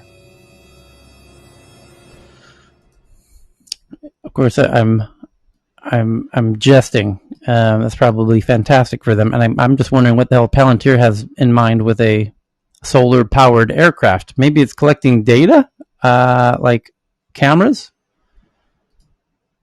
geospatial data. Let's see here. Airplanes and drones today, regardless of size and fuel type, all face the same limitation. Eventually, they have to land. Skydweller Aero, the U.S. Spanish aerospace startup, wants to break free from that constraint by developing an autonomous solar-powered aircraft it says will eventually be capable of perpetual flight. Their pitch, which helped them raise $32 million, has led to an additional $8 million oversubscribed funding. The company has also entered into a partnership with Palantir to use its Foundry Analytics platform to process information at scale and onboard the aircraft designed for telecommunications, government operations, and emergency services. Palantir is the best at creating value for your data, whether it's putting data into their systems to create operational insights or how they may fly our aircraft, putting data into understand the sensing systems that are coming off of our aircraft, blah, blah, blah. So, Skydweller will be generating a lot of data. The company's focused on 3 data-rich markets: telecommunications, geospatial intelligence, there it is, and government surveillance, which is where the money is. So they're doing both. The really clever one on the geospatial intelligence and doing a little double dipping, getting a little bit of that cheddar in the back pocket, from Uncle Sam, Uncle Joe. Uncle Joe do a little government surveillance, little 24-hour, flight time, We got this glider, Joe. This thing, solar powered, autonomous. You're gonna love it. I actually Skydweller. What's up? I have a guess regarding how they can bind up with Palantir, and it would be a benefit for both of them. The thing is that imagine that you have a solar glider that passes or goes in circle around London, for example, and all it does is it samples. It has antennas, jaggy antennas, pointing down, picking up all the Wi-Fi signals, all the mobile phones, all the Bluetooth IDs it can detect, and actually plot you where you are, where you're going. So you can actually sample location of people. What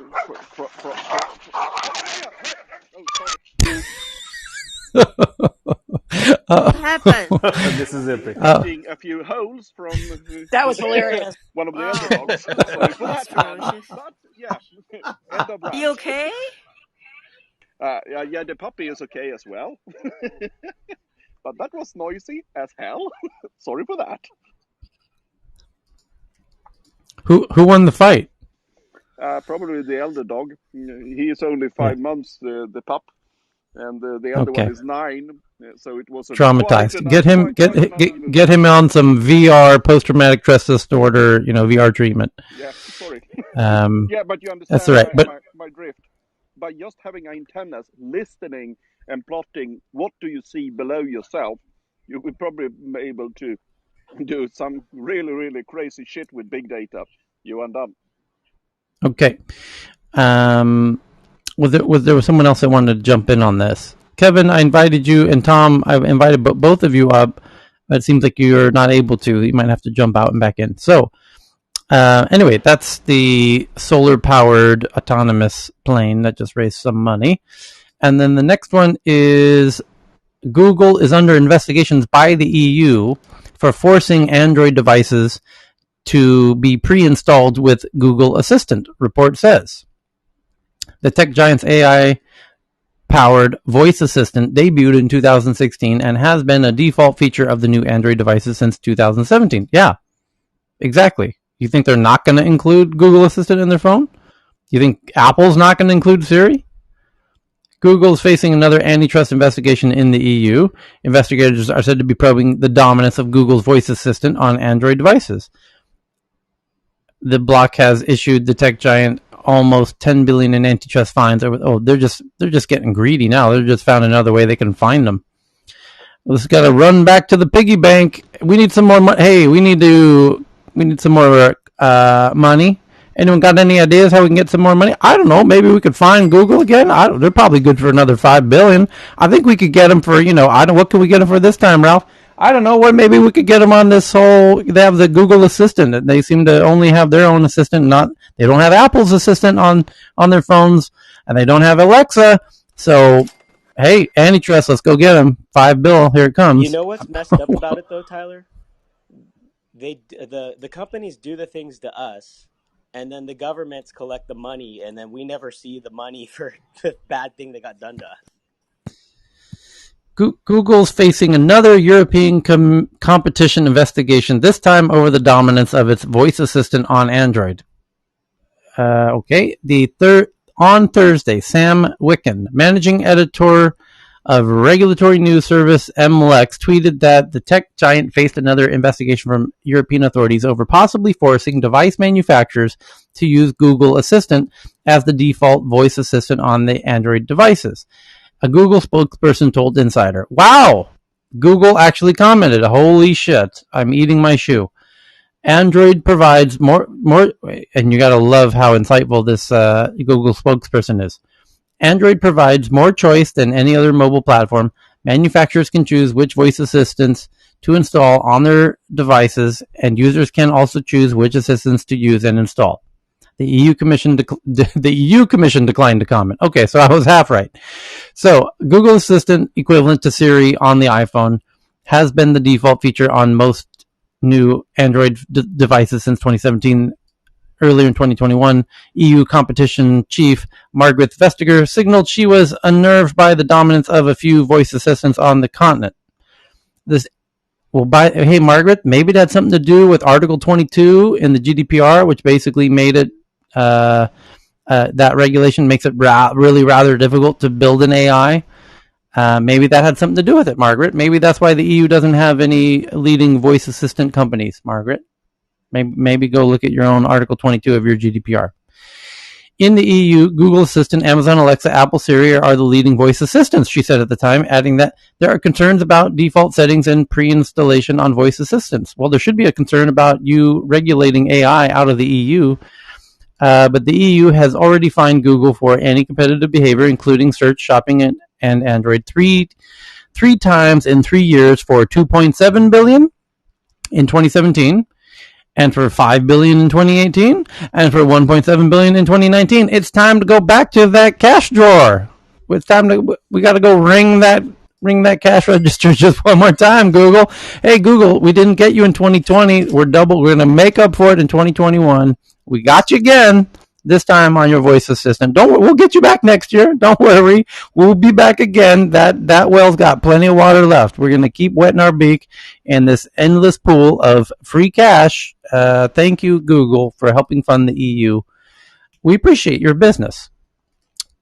And why can't we get hey, Sarah, why can't we get any voice assistants in Europe? Oh, never mind. Okay, so the next one is that Thailand, France 24 sends this one in. A Thai device texts for coronavirus in armpit sweat. The scientists adapted a device usually used to detect toxic chemicals in the environment. For Bangkok market sellers, the armpit sweat soaking their t-shirts during a humid monsoon season may contain subtle signs of coronavirus infection, local scientists have said. Thai researchers are developing a sweat-based mobile virus detector and road tested it on shopkeepers at a Bangkok food market this week. Here's the quote. From the samples, we found that people infected with COVID-19 secrete very distinct chemicals, said Chadin Kulsing from Bangkok's Chulalongkorn University, which is one of Bangkok's best universities. We used this finding to develop a device to detect the specific odors produced by certain bacteria in the sweat of COVID-19 patients. Chadin, who said the test was 95% accurate, hopes it might be rolled out as an affordable alternative, more expensive swab tests that require lab processing. It is, however, still in the developmental stage, and the research behind it is yet to be published or peer-reviewed. The scientists adapted a device usually used to detect toxic chemicals in the environment. Subjects placed a cotton swab under their arms for 15 minutes before the swab was put in a glass vial and sterilized with UV rays. Oh, that's the hard part, is you have to be able to clean the thing to test somebody else. The technician then draws an appropriate amount of the sample using a suction hose and pressurizes it into the analyzer to check the results. Sample collection takes 15 minutes and the results are ready in 30 seconds.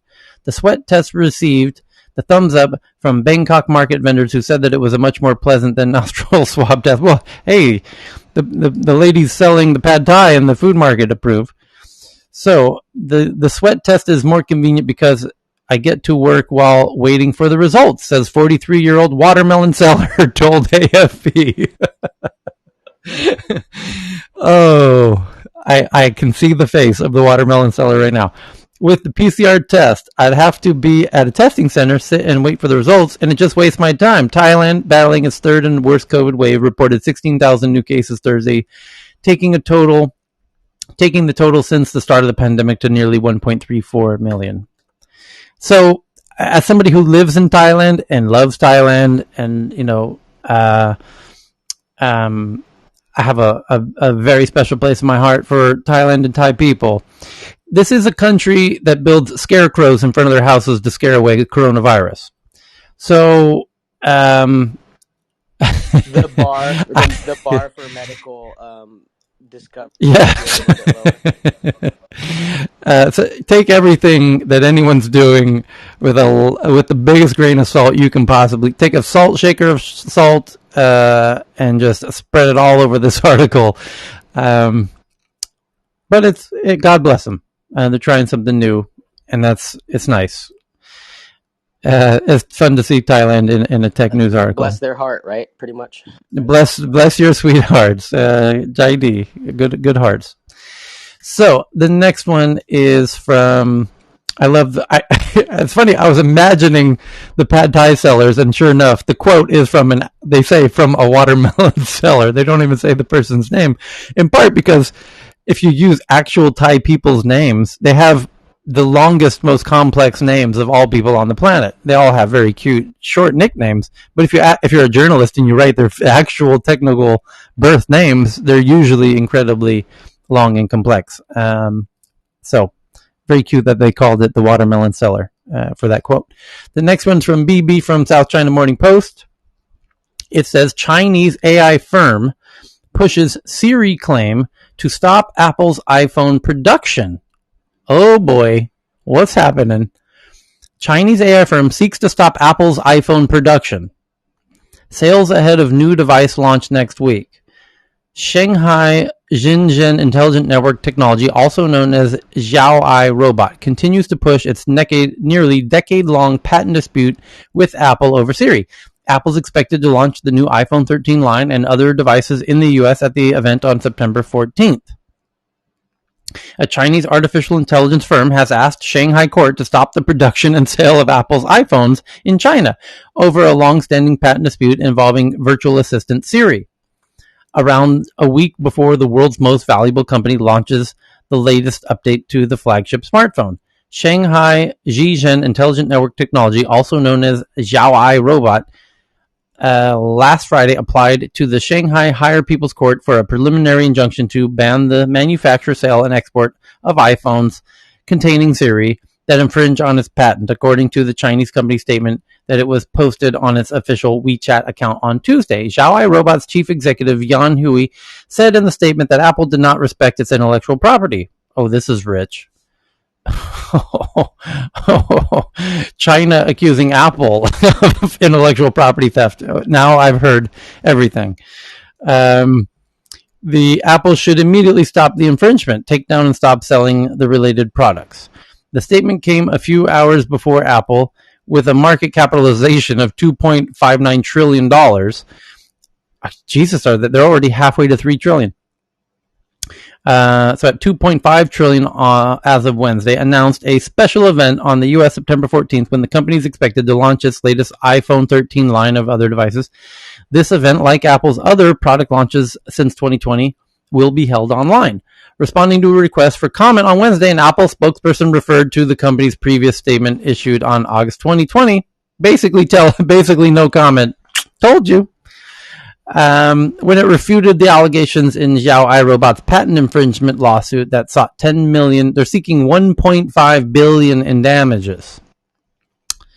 And Apple responded to the lawsuit, and that's what Apple is referring the South China Morning Post to. Apple's not making a comment; they're just saying, you can go see what we said already in the lawsuit response. So it refuted the allegations. Simple as that. And here's what Apple said at that time. It says Siri does not contain features included in their patent, which relates to games and instant messaging. Independent appraisers certified by the Supreme People's Court have also concluded that Apple does not infringe Xiaoai Robot's technology. Xiaoai Robot's latest filing for a preliminary injunction continues its nearly decade-long legal dispute with Apple over Siri. The digital voice assistant is currently deployed on the iPhone, iPad, MacBook, Apple Watch, and HomePod Mini.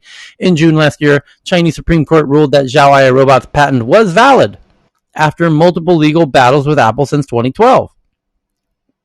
The Chinese company first applied for its patent, described as a chat robot system that can complete conversations in natural language in 2004. It was granted the patent in 2009 before Apple first integrated Siri with its iPhone 4S model in 2011. The injunction, if granted, would not bode well for Apple's ambitious new launch. which has prompted main supplier Foxconn to ramp up recruitment of assembly line workers at the world's biggest iPhone factory in the central Chinese city of Zhengzhou. But Tyler, Apple's. I just want to add something on this. One more paragraph. I'm on the last paragraph. Apple's Asian supply chain is expected to initially produce an estimated 90 million units of the iPhone 13, up from the initial batch of 80 million units for the iPhone 12 last year. So, wow. So another 10 million, even more, another 10%. According to Dan Ives, manager and director at the investment firm Wedbush Securities. Ives said Apple is targeting to ship from 130 to 150 million new iPhones in the second half of this year. Go ahead, Jean-Francois.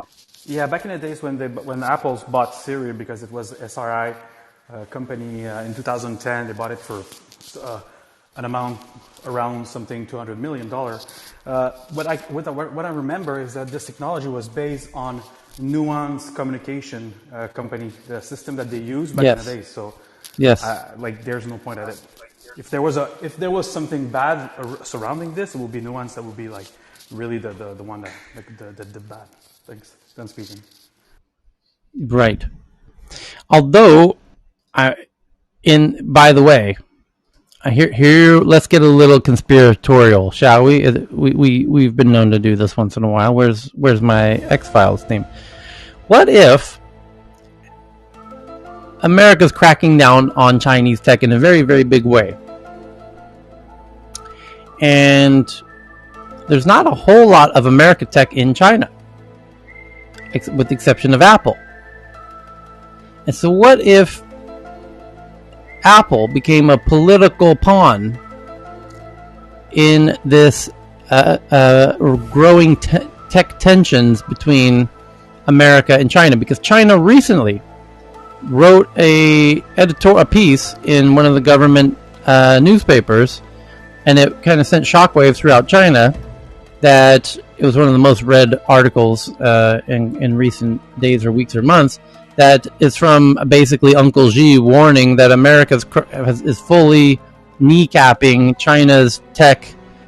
And what if they decide to retaliate and put Apple in a position to not be able to manufacture or ship phones? And what if they did it precisely 3 days before their launch event? So what if this court case comes down Monday and their event's on Tuesday? Interesting to see how this could happen. Not surprising. Well, I think that's not far-fetched. I mean, look at what they are doing to Canada, right? I mean, it's the Huawei thing, and Canada was following the rule of, repatriation of agreement globally, not just with the U.S., but then now China is using other methodologies. Holy shit. Yeah. You cannot make up this next headline. I swear to God. It's from Evan. I'm tweeting it out right now. Here it is. South China. Watch this. South China Morning Post. Here's the headline. Dated September 9th. South China Morning Post is from China. Here's the headline. U.S. penalties for technology sales to China have soared this year, Commerce Department officials say. Jeremy Pelter of the Bureau of Industry and Secretary tells Congressional Advisory Panel China deals have led to nearly $6 million in penalties and fines. U.S. is also developing common export controls with allied nations to further restrict Chinese access to sensitive technologies. Precisely what Uncle Xi was telling the Chinese people, that America's basically figured out that we're doing corporate espionage and stealing all of the technology, and they're onto our game, and they've cracked down. And they are. And we've seen the headlines here recently that the FBI is very active in Silicon Valley, trying to tell every startup in Silicon Valley, lock your shit down, because the CCP is trying to steal all of your shit. That was the headline we read 2 weeks ago, did we not? We did. So, if the U.S. is using the FBI and every possible source to try and lock down all of the corporate espionage, which, oh boy, are the Canadians and the Swedes very intimately familiar with how China took down Nortel and tried to steal everything from Ericsson. And so now everyone's realized, China's been stealing all the intellectual property in, corporate espionage and whatnot, and they're now taking a very defensive posture against it.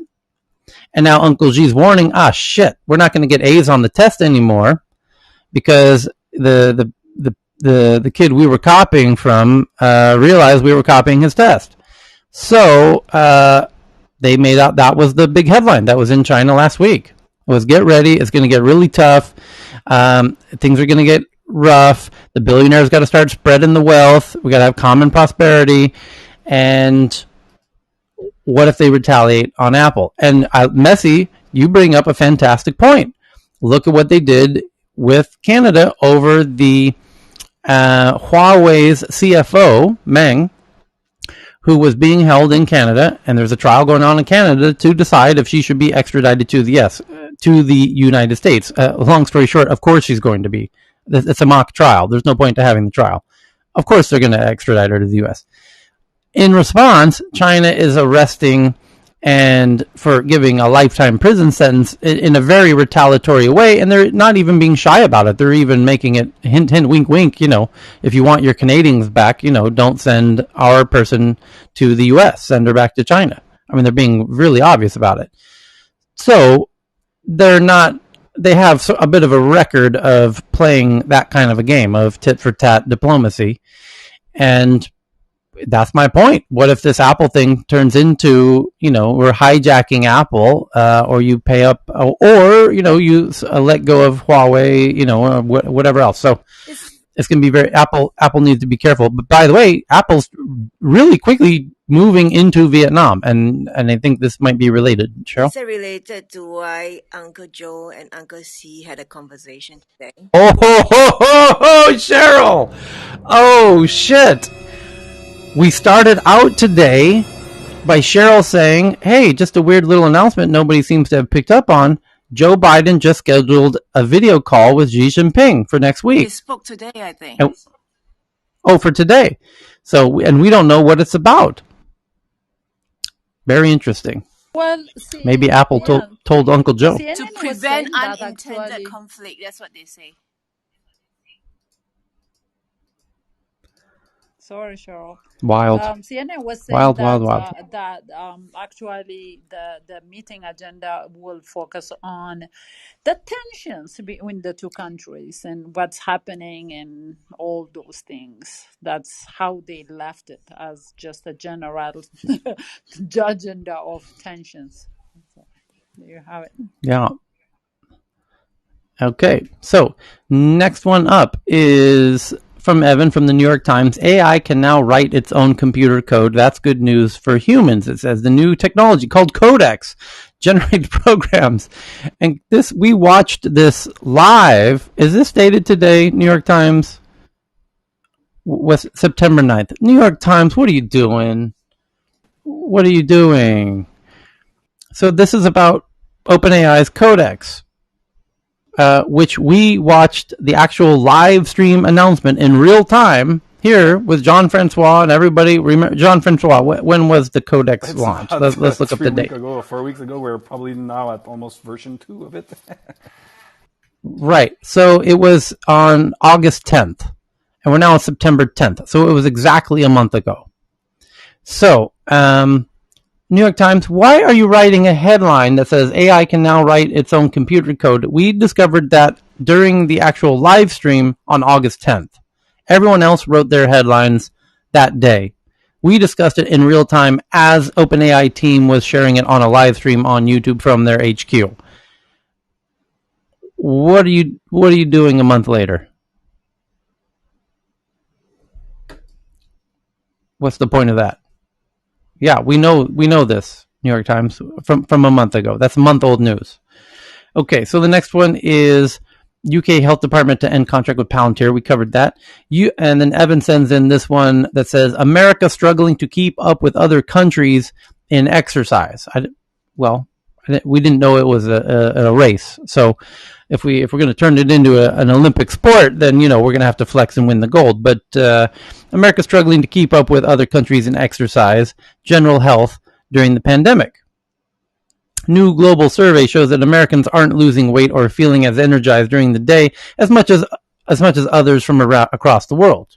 Yeah, that's because we got all the best TV channels to fucking sit around and all the best snack food. Can you blame us? You guys have ho-hos and Twinkies? I didn't think so. Do you even know what a Pop-Tart is? You have no idea. You know how... And by the way, we have the biggest TVs, we have the most crazy content, and all the best delicious snacks. So forgive us if we're not quite losing the weight as fast as everybody else. You with me, Evan? You know what, Tyler? It is literally what you just said. My husband and I have been in Africa for the last, 7 years. And each time we're in Ethiopia, it's just that even if you want junk food, you can't find junk food. Where'd you I'm find sorry, Messi. Where's the Doritos tree? Messi, were you trying to say something? I'm a little busy with my bag of Doritos right here. So we can't. Even my husband is like, oh my God, I feel like chips today. And we can't find it really. So we are so healthy. It's just full of healthy food. And then we went to the US, and of course we got stuck for a year and a half because of COVID. We both gained a ton of pounds and pounds, and it's just like eating chips and just we're like, Processed oh my food. God, the pandemic, and it's crazy. Everywhere you turn is like junk food. I mean, we even go for shopping and we end up just picking up a ton of things. So it's very hard to avoid it. So that's how we learned how living in different places actually, just by the sheer chance of living in it, you just you don't avoid it. Yeah. So Americans, as usual, we're number one in falling behind on health. So the next one is from Evan from Reuters, that paid influencers must label posts as ads in Instagram. A German court has ruled social media influencers who receive money from companies to promote products must clearly label such posts as advertisements, according to a top German court ruled on Thursday. If the influencers are not paid, they can show products without the advertising label. The Federal Court of Justice ruled in the cases of 3 influencers on Facebook's social media site, Instagram. Influencers with thousands of followers can earn large fees from companies to promote a product on Instagram. The court said one fitness influencer should have been clear she was advertising when she paid to promote a brand of jam. However, it dismissed a case against a television presenter and influencer, Kathy Hummels, who posted about a stuffed toy that led people to the manufacturer's site. She had not been paid for the promotion, so was not obliged to label it as an ad, the court ruled. Instagram last year reached a deal with Britain's Competition and Markets Authority to crack down on hidden advertising by influencers on its photo and video platform. So does this just apply to Germany? Reuters, come on, Reuters. I guess it does. Social media influencers who receive money from companies to promote products must clearly label such posts as advertisements. Okay, there you go. The next one is from Katerina, that living sensor probe mysteries of the gut. A living sensors probe the mysteries of the gut. Research into the human gut and the microbes key to its work, the gut microbiome, has boomed over the last decade or so. And now there's living sensors probing the mysteries of your gut. It's a wearable magnet. So you swallow these magnets and it can investigate. It can probe. It can probe you. The next one's from Joe Williams, that Tesla obtains patent on its wild idea to use lasers as windshield wipers. Tesla has actually managed to obtain a patent on its wild idea to use lasers to clean debris off of the vehicles. We are basically talking about laser beams. And then the next one from Amanda says, tech growth comes at irrational price for investors, according to Reuters. Reuters says, according to some chancellor says tech comes at irrational price to investors. What the heck is this? Who's this chancellor, and what do they mean? So overwhelming is the desire to find the next Google, Amazon, or Facebook that investors are chasing growth at any price. Just about any software company offering cloud-based services now commands a nosebleed valuation. The discount rate by which these enterprises are valued makes no sense. By buying loss-making businesses at exorbitant price tags, however, investors set themselves up for extraordinary losses. Technology bubbles tend to form when investors project the returns from an earlier generation of market leaders onto new ventures. Thus, the English Channel mania, or English Canal mania, at the end of the 18th century was inspired by the great profitability of the Bridgewater Canal, completed in 1761. What the fuck are you going on this rant about? The current technology bubble is no different. It's actually quite different. But it says, for nearly 2 decades, the share prices of Amazon, Google, and Apple have compounded by more than 20% a year since their IPOs. Tesla, Netflix, and Facebook have seen their stock prices increase at an annualized rates of around 60, 40, and 30% respectively. Over the past year and a half, tech stocks delivered the bulk of the market's returns. Now they account for a third of the MSCI All-Country World Index, a higher level than at the peak of the 2000 Internet mania. By the way, after 2000, you all were in 2001, 2, 3, 4, 5, 6, 7, 8, 9, 10. You guys were just laughing your silly asses off saying tech was a big joke and it's a bubble and it's gone and bye-bye and what a scam. And now you're saying, oh, it's bigger than, it's the biggest thing on the market. And it is. And we as the geeks knew it was, but you were laughing on our faces when the market blew up in 2000. So, the article continues. A generation ago, investors like Fidelity's famed fund manager Peter Lynch popularized the investment discipline of buying growth at a reasonable price. They even gave up the acronym GARP, which is growth at a reasonable price. Today's investors buy growth at any price. Animal spirits are not so much directed at the estimated tech giants. Alphabet, Facebook, and Microsoft traded around 50% premiums in the U.S. stock market. The valuations don't appear reasonable. Get to your point here, journalist. What are you trying to say here? Instead, investors have their heads in the clouds, otherwise known as software as a service sector. Oh, that's clever. The BVP Nasdaq Emerging Cloud Index has been up some 300% since its inception in October 2018. Okay. A new valuation metric known as Rule of 40 proclaims that a business whose combined sales growth and cash flow margin exceeding 40% is a bargain. Based on this measure, it would make sense to buy a stock whose revenue is projected to double in a year, even if losses ran to half of the sales.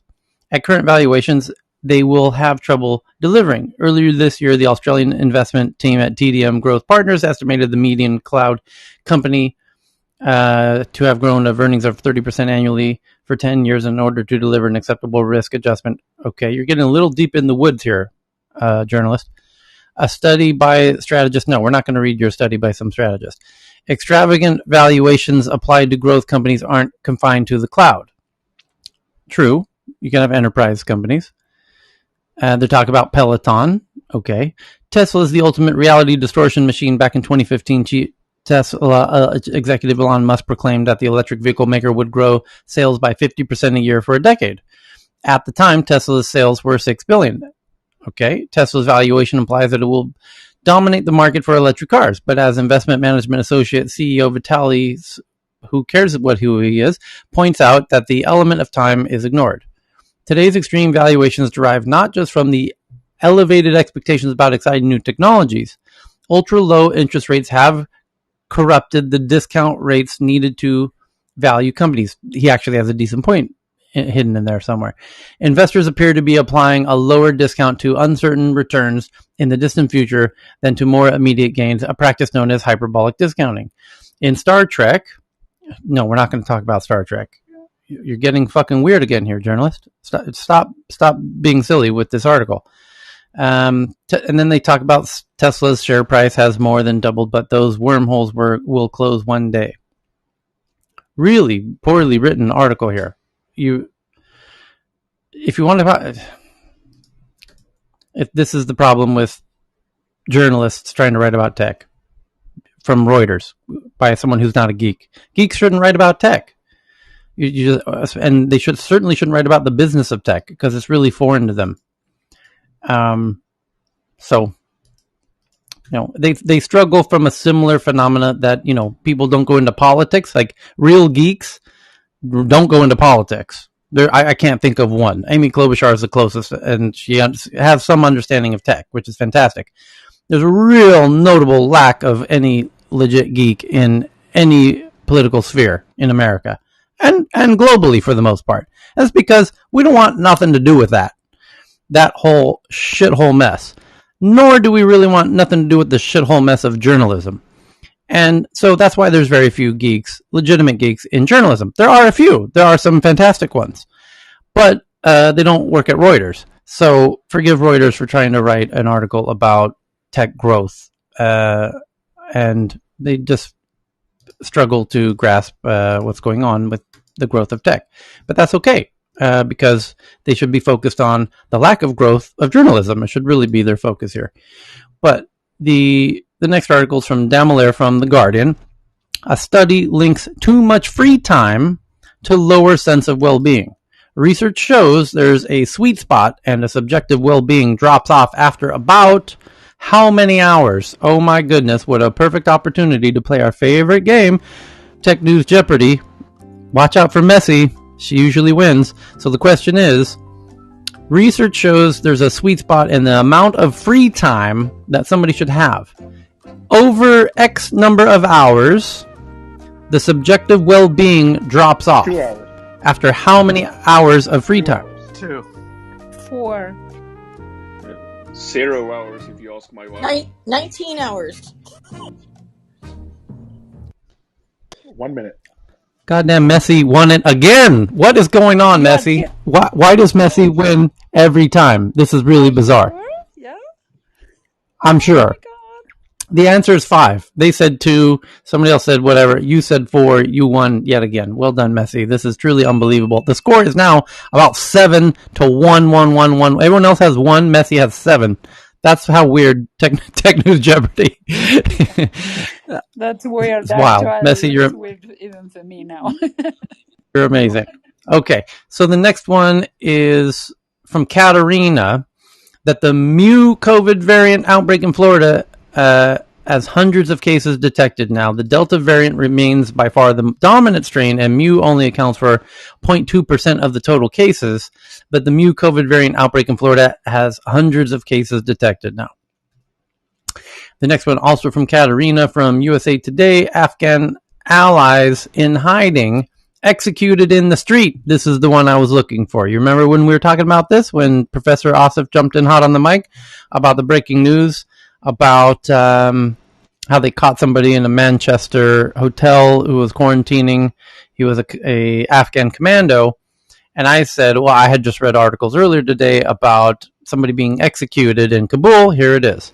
USA Today from Katarina. Let's take a little looky-loo here. It says, Afghan allies in hiding now because executed in the street. Jewish people know this haunting story. We were told on Tuesday the Taliban dragged all males aged 10 to 65 from their homes and executed them in the street. Children murdered just for existing. What? Biden administration must finish the job. We were told on Tuesday the Taliban dragged all males 10 to 65 from their homes and executed them in the street. What? The clock is ticking as an American Jew, a rabbi, and the CEO of an organization trying to get the families of our staff out of Afghanistan. The bell tolls with every passing second. Are they recounting? Is this a recollection of what happened previously? I sent you by yes? DM the last Jewish person to leave yes. Was yesterday.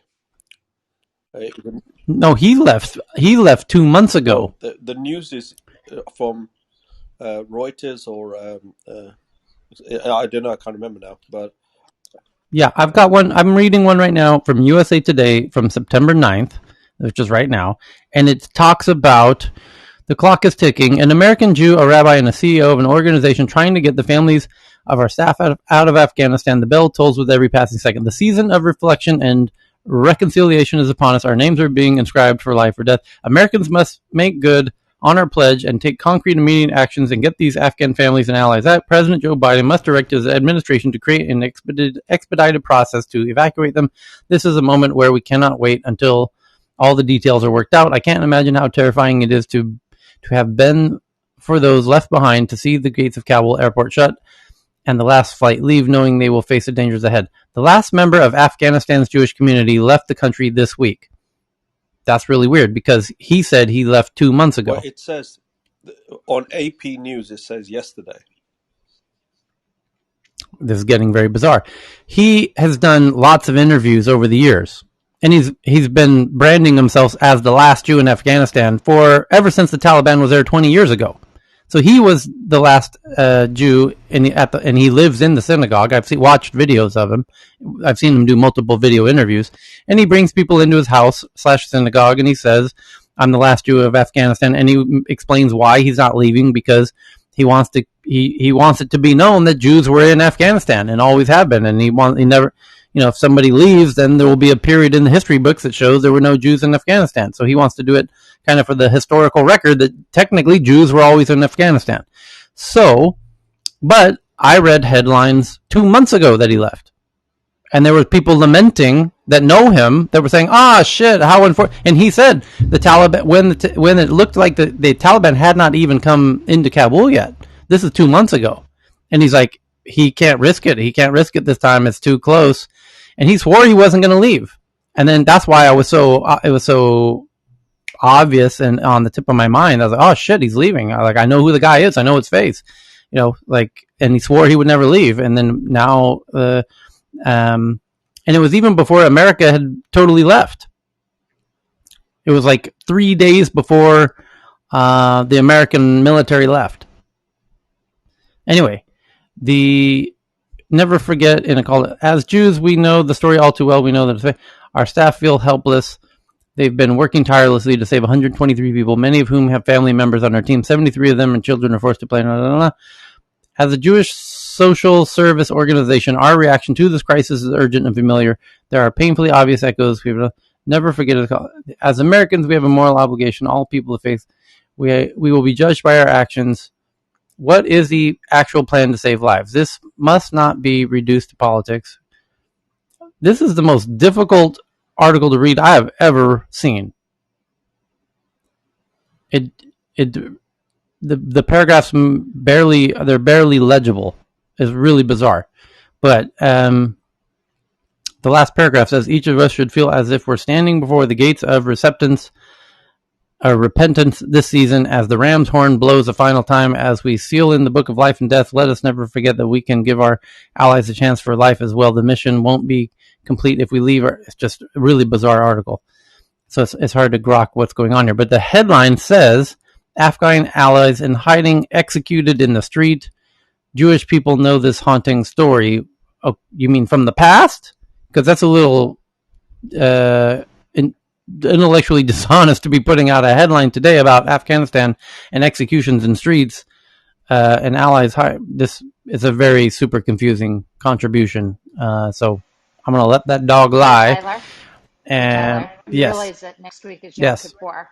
That's the holiest day. So that's what they're referring to when he says we know things in the past, right? So it's not necessarily about Afghanistan. It's about the Jews suffering in the past. Okay. Well, that's more. Isn't that more? That's more Pesach. That's more Passover. I think for the they had a definite Yom Kippur call out for what was it? They said in the holiest. I That's get what it now. this is. Thank you for this. The Yom Kippur is I the got holiest it. day. Okay. Yom Kippur is the holiest No, day I of get. the Jewish. Yeah, no, I'm super familiar. My point is the actual headline from USA Today, which is one of America's biggest publications, says Afghan allies in hiding. I'm sorry, Afghan allies in hiding executed in the street. I read that and I assume, okay, there's Afghan allies that are now in hiding, and that somebody's been executed in the street. That's not what this person's wanting to communicate at all. What they're trying to communicate is that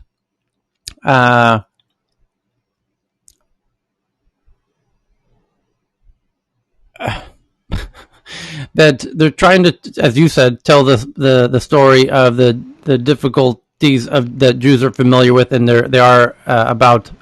It's an opinion piece. Yes, I know. I understand it's opinion. That's part of the problem. Is I when people are writing articles about Afghan allies in hiding, I assume that to mean there are now allies, and because the last article that we just read was about, Afghanistan allies need to be very careful about their data and their hiding, and the Taliban's coming after them and dragging, knocking on their doors, and we read those headlines every day. So my mind was just in the normal, literal interpretation mode of when it says Afghan allies in hiding, executed in the street. I took it at a very literal level, and that's not what this article is about at all. It's about Jewish people know the haunting story of people being executed in streets. So they're familiar with the concept of people being executed in streets. Okay, got it. Yes. Now I understand. This article has nothing to do with anyone being executed in the streets of Afghanistan. Okay. So the next one's from Reuters. Bill Gates' investment firm to take control over the Four Seasons hotels for $2.2 billion deal and a majority share. Bill Gates' Cascade Investment LLC is taking control of the Four Seasons Hotel and Resorts by buying about half of Saudi Arabian Prince Al-Walid bin Talal's stake for $2.2 billion, the hotel operator said on Wednesday. Cascade will acquire half of the billionaire prince's stake in the Four Seasons, raising its ownership to 71.3% and valuing the hotel chain at $10 billion on an enterprise basis. Prince Al-Walid, through investment vehicle Kingdom Holding, will continue to own the remaining stake, Four Seasons said in a statement. While the prince owns stakes in many companies, Citigroup, Interesting. I didn't realize Bill Gates basically owns the Four Seasons. The next one's from Newsweek, from Katerina. Children dying very quickly as mysterious fever kills over 60 people in a week. The residents have died from an illness in 6 districts located in the state of Uttar Pradesh in India after it was first detected on August 8th. So, Ranjit, is this the mysterious thing that came from the well near your part of India? Is Ranjit with us? No. Children dying very quickly. A mysterious fever kills over 60 people in a week in India.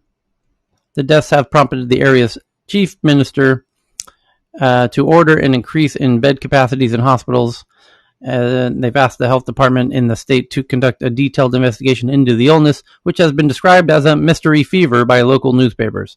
According to the BBC, the patients seemingly infected with the illness have suffered from dehydration, nausea, joint pains, and headaches, while some people have complained of rashes spreading across their legs and arms.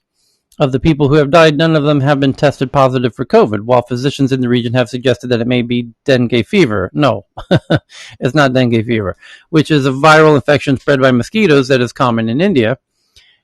In the space of a week, the illness has been reported in the districts of Agra, Mathura, Mainpura, Edda, Kasganj, and Firozabad, with doctors in the region reporting patients coming in with a decline in platelet counts, which can be a symptom of severe dengue. That's true.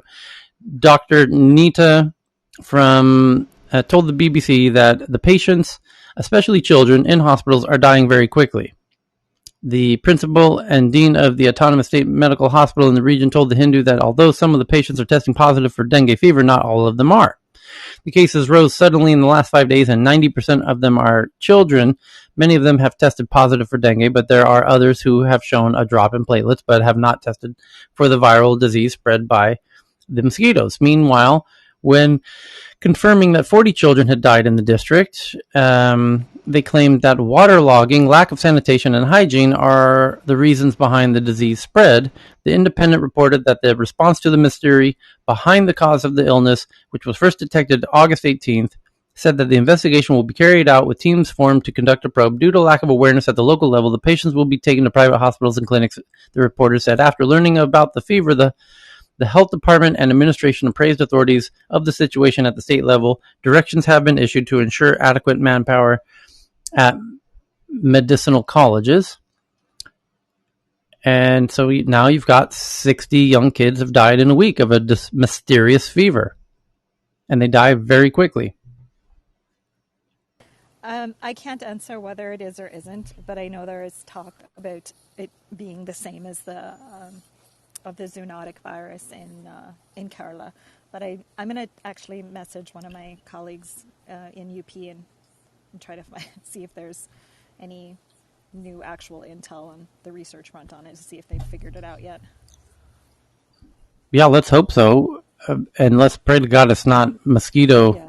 No, I know. Transmitted. We had a conversation the other day about bats, and somebody's like, "Well, can't they just figure out a way to, kill all the genetically engineered, kill these bats?" So the problem with killing bats, especially if the particular bat in question is a large percentage of the overall bat population in a region, is that they're the biggest killers of the mosquitoes.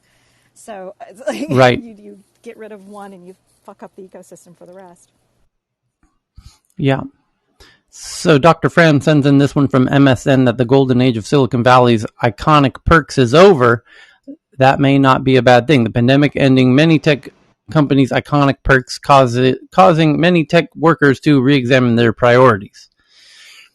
And Shopify, and then Willie, who joins us usually every day here in the audience, sends in this one that Google and Shopify team up to help 1.7 million small businesses, and they help them merchants to, what does it say? Companies launch platform partnering to offer e-commerce marketing solutions as part of new Shopify features. Shopify invests in Israeli e-commerce. Oh, I see. Small medium businesses account for 95% of firms and 60 to 70% of employment. They are projected to bring in a large share of digital advertising revenue. And that's the main quote from the article. But the headline is, Google and Shopify team up to help 1.7 million small, medium businesses reach more customers. And that's why I'm an incredibly happy shareholder of Shopify. And the next one is from Evan. Biden to order federal workers to be vaccinated as part of a new strategy to combat Delta variant. President Joe Biden on Thursday will unveil a new strategy to combat the Delta variant amid rising case numbers and falling poll numbers for his handling of the pandemic. I think everybody's heard that. Apple wants to build health sensors into future MacBooks, is the headline from Evan. And devices like Apple Watch and iPhone come with various health-related features. For example, the iPhone can count the steps you've taken. And however, it seems Apple's health initiatives aren't stopping there. A newly discovered patent has revealed that Apple could be considering building health sensors into MacBooks. The patent describes how Apple could build sensors into the surface of the MacBook, where upon placing the wrist or palm, it can activate a sensor to measure a user's vitals. The biosensor user and the health metric is the latest of the heart rate, respiratory rate, blood oxygen level, and blood volume estimate or blood pressure. That would be amazing if it could get your blood pressure from your palm on your laptop. That would be a stretch. Apple Car will be doing all kinds of things. So with health. And then we went through that one. Tech growth comes at irrational price. We covered that. AI now writes its own code. We covered that. BB China AI firm pushes Siri. We covered that crazy one. So we're there. So now up to the last 22 hours, which we are going to save for when we meet for our very special Saturday meeting tomorrow at the same time zone when we started today.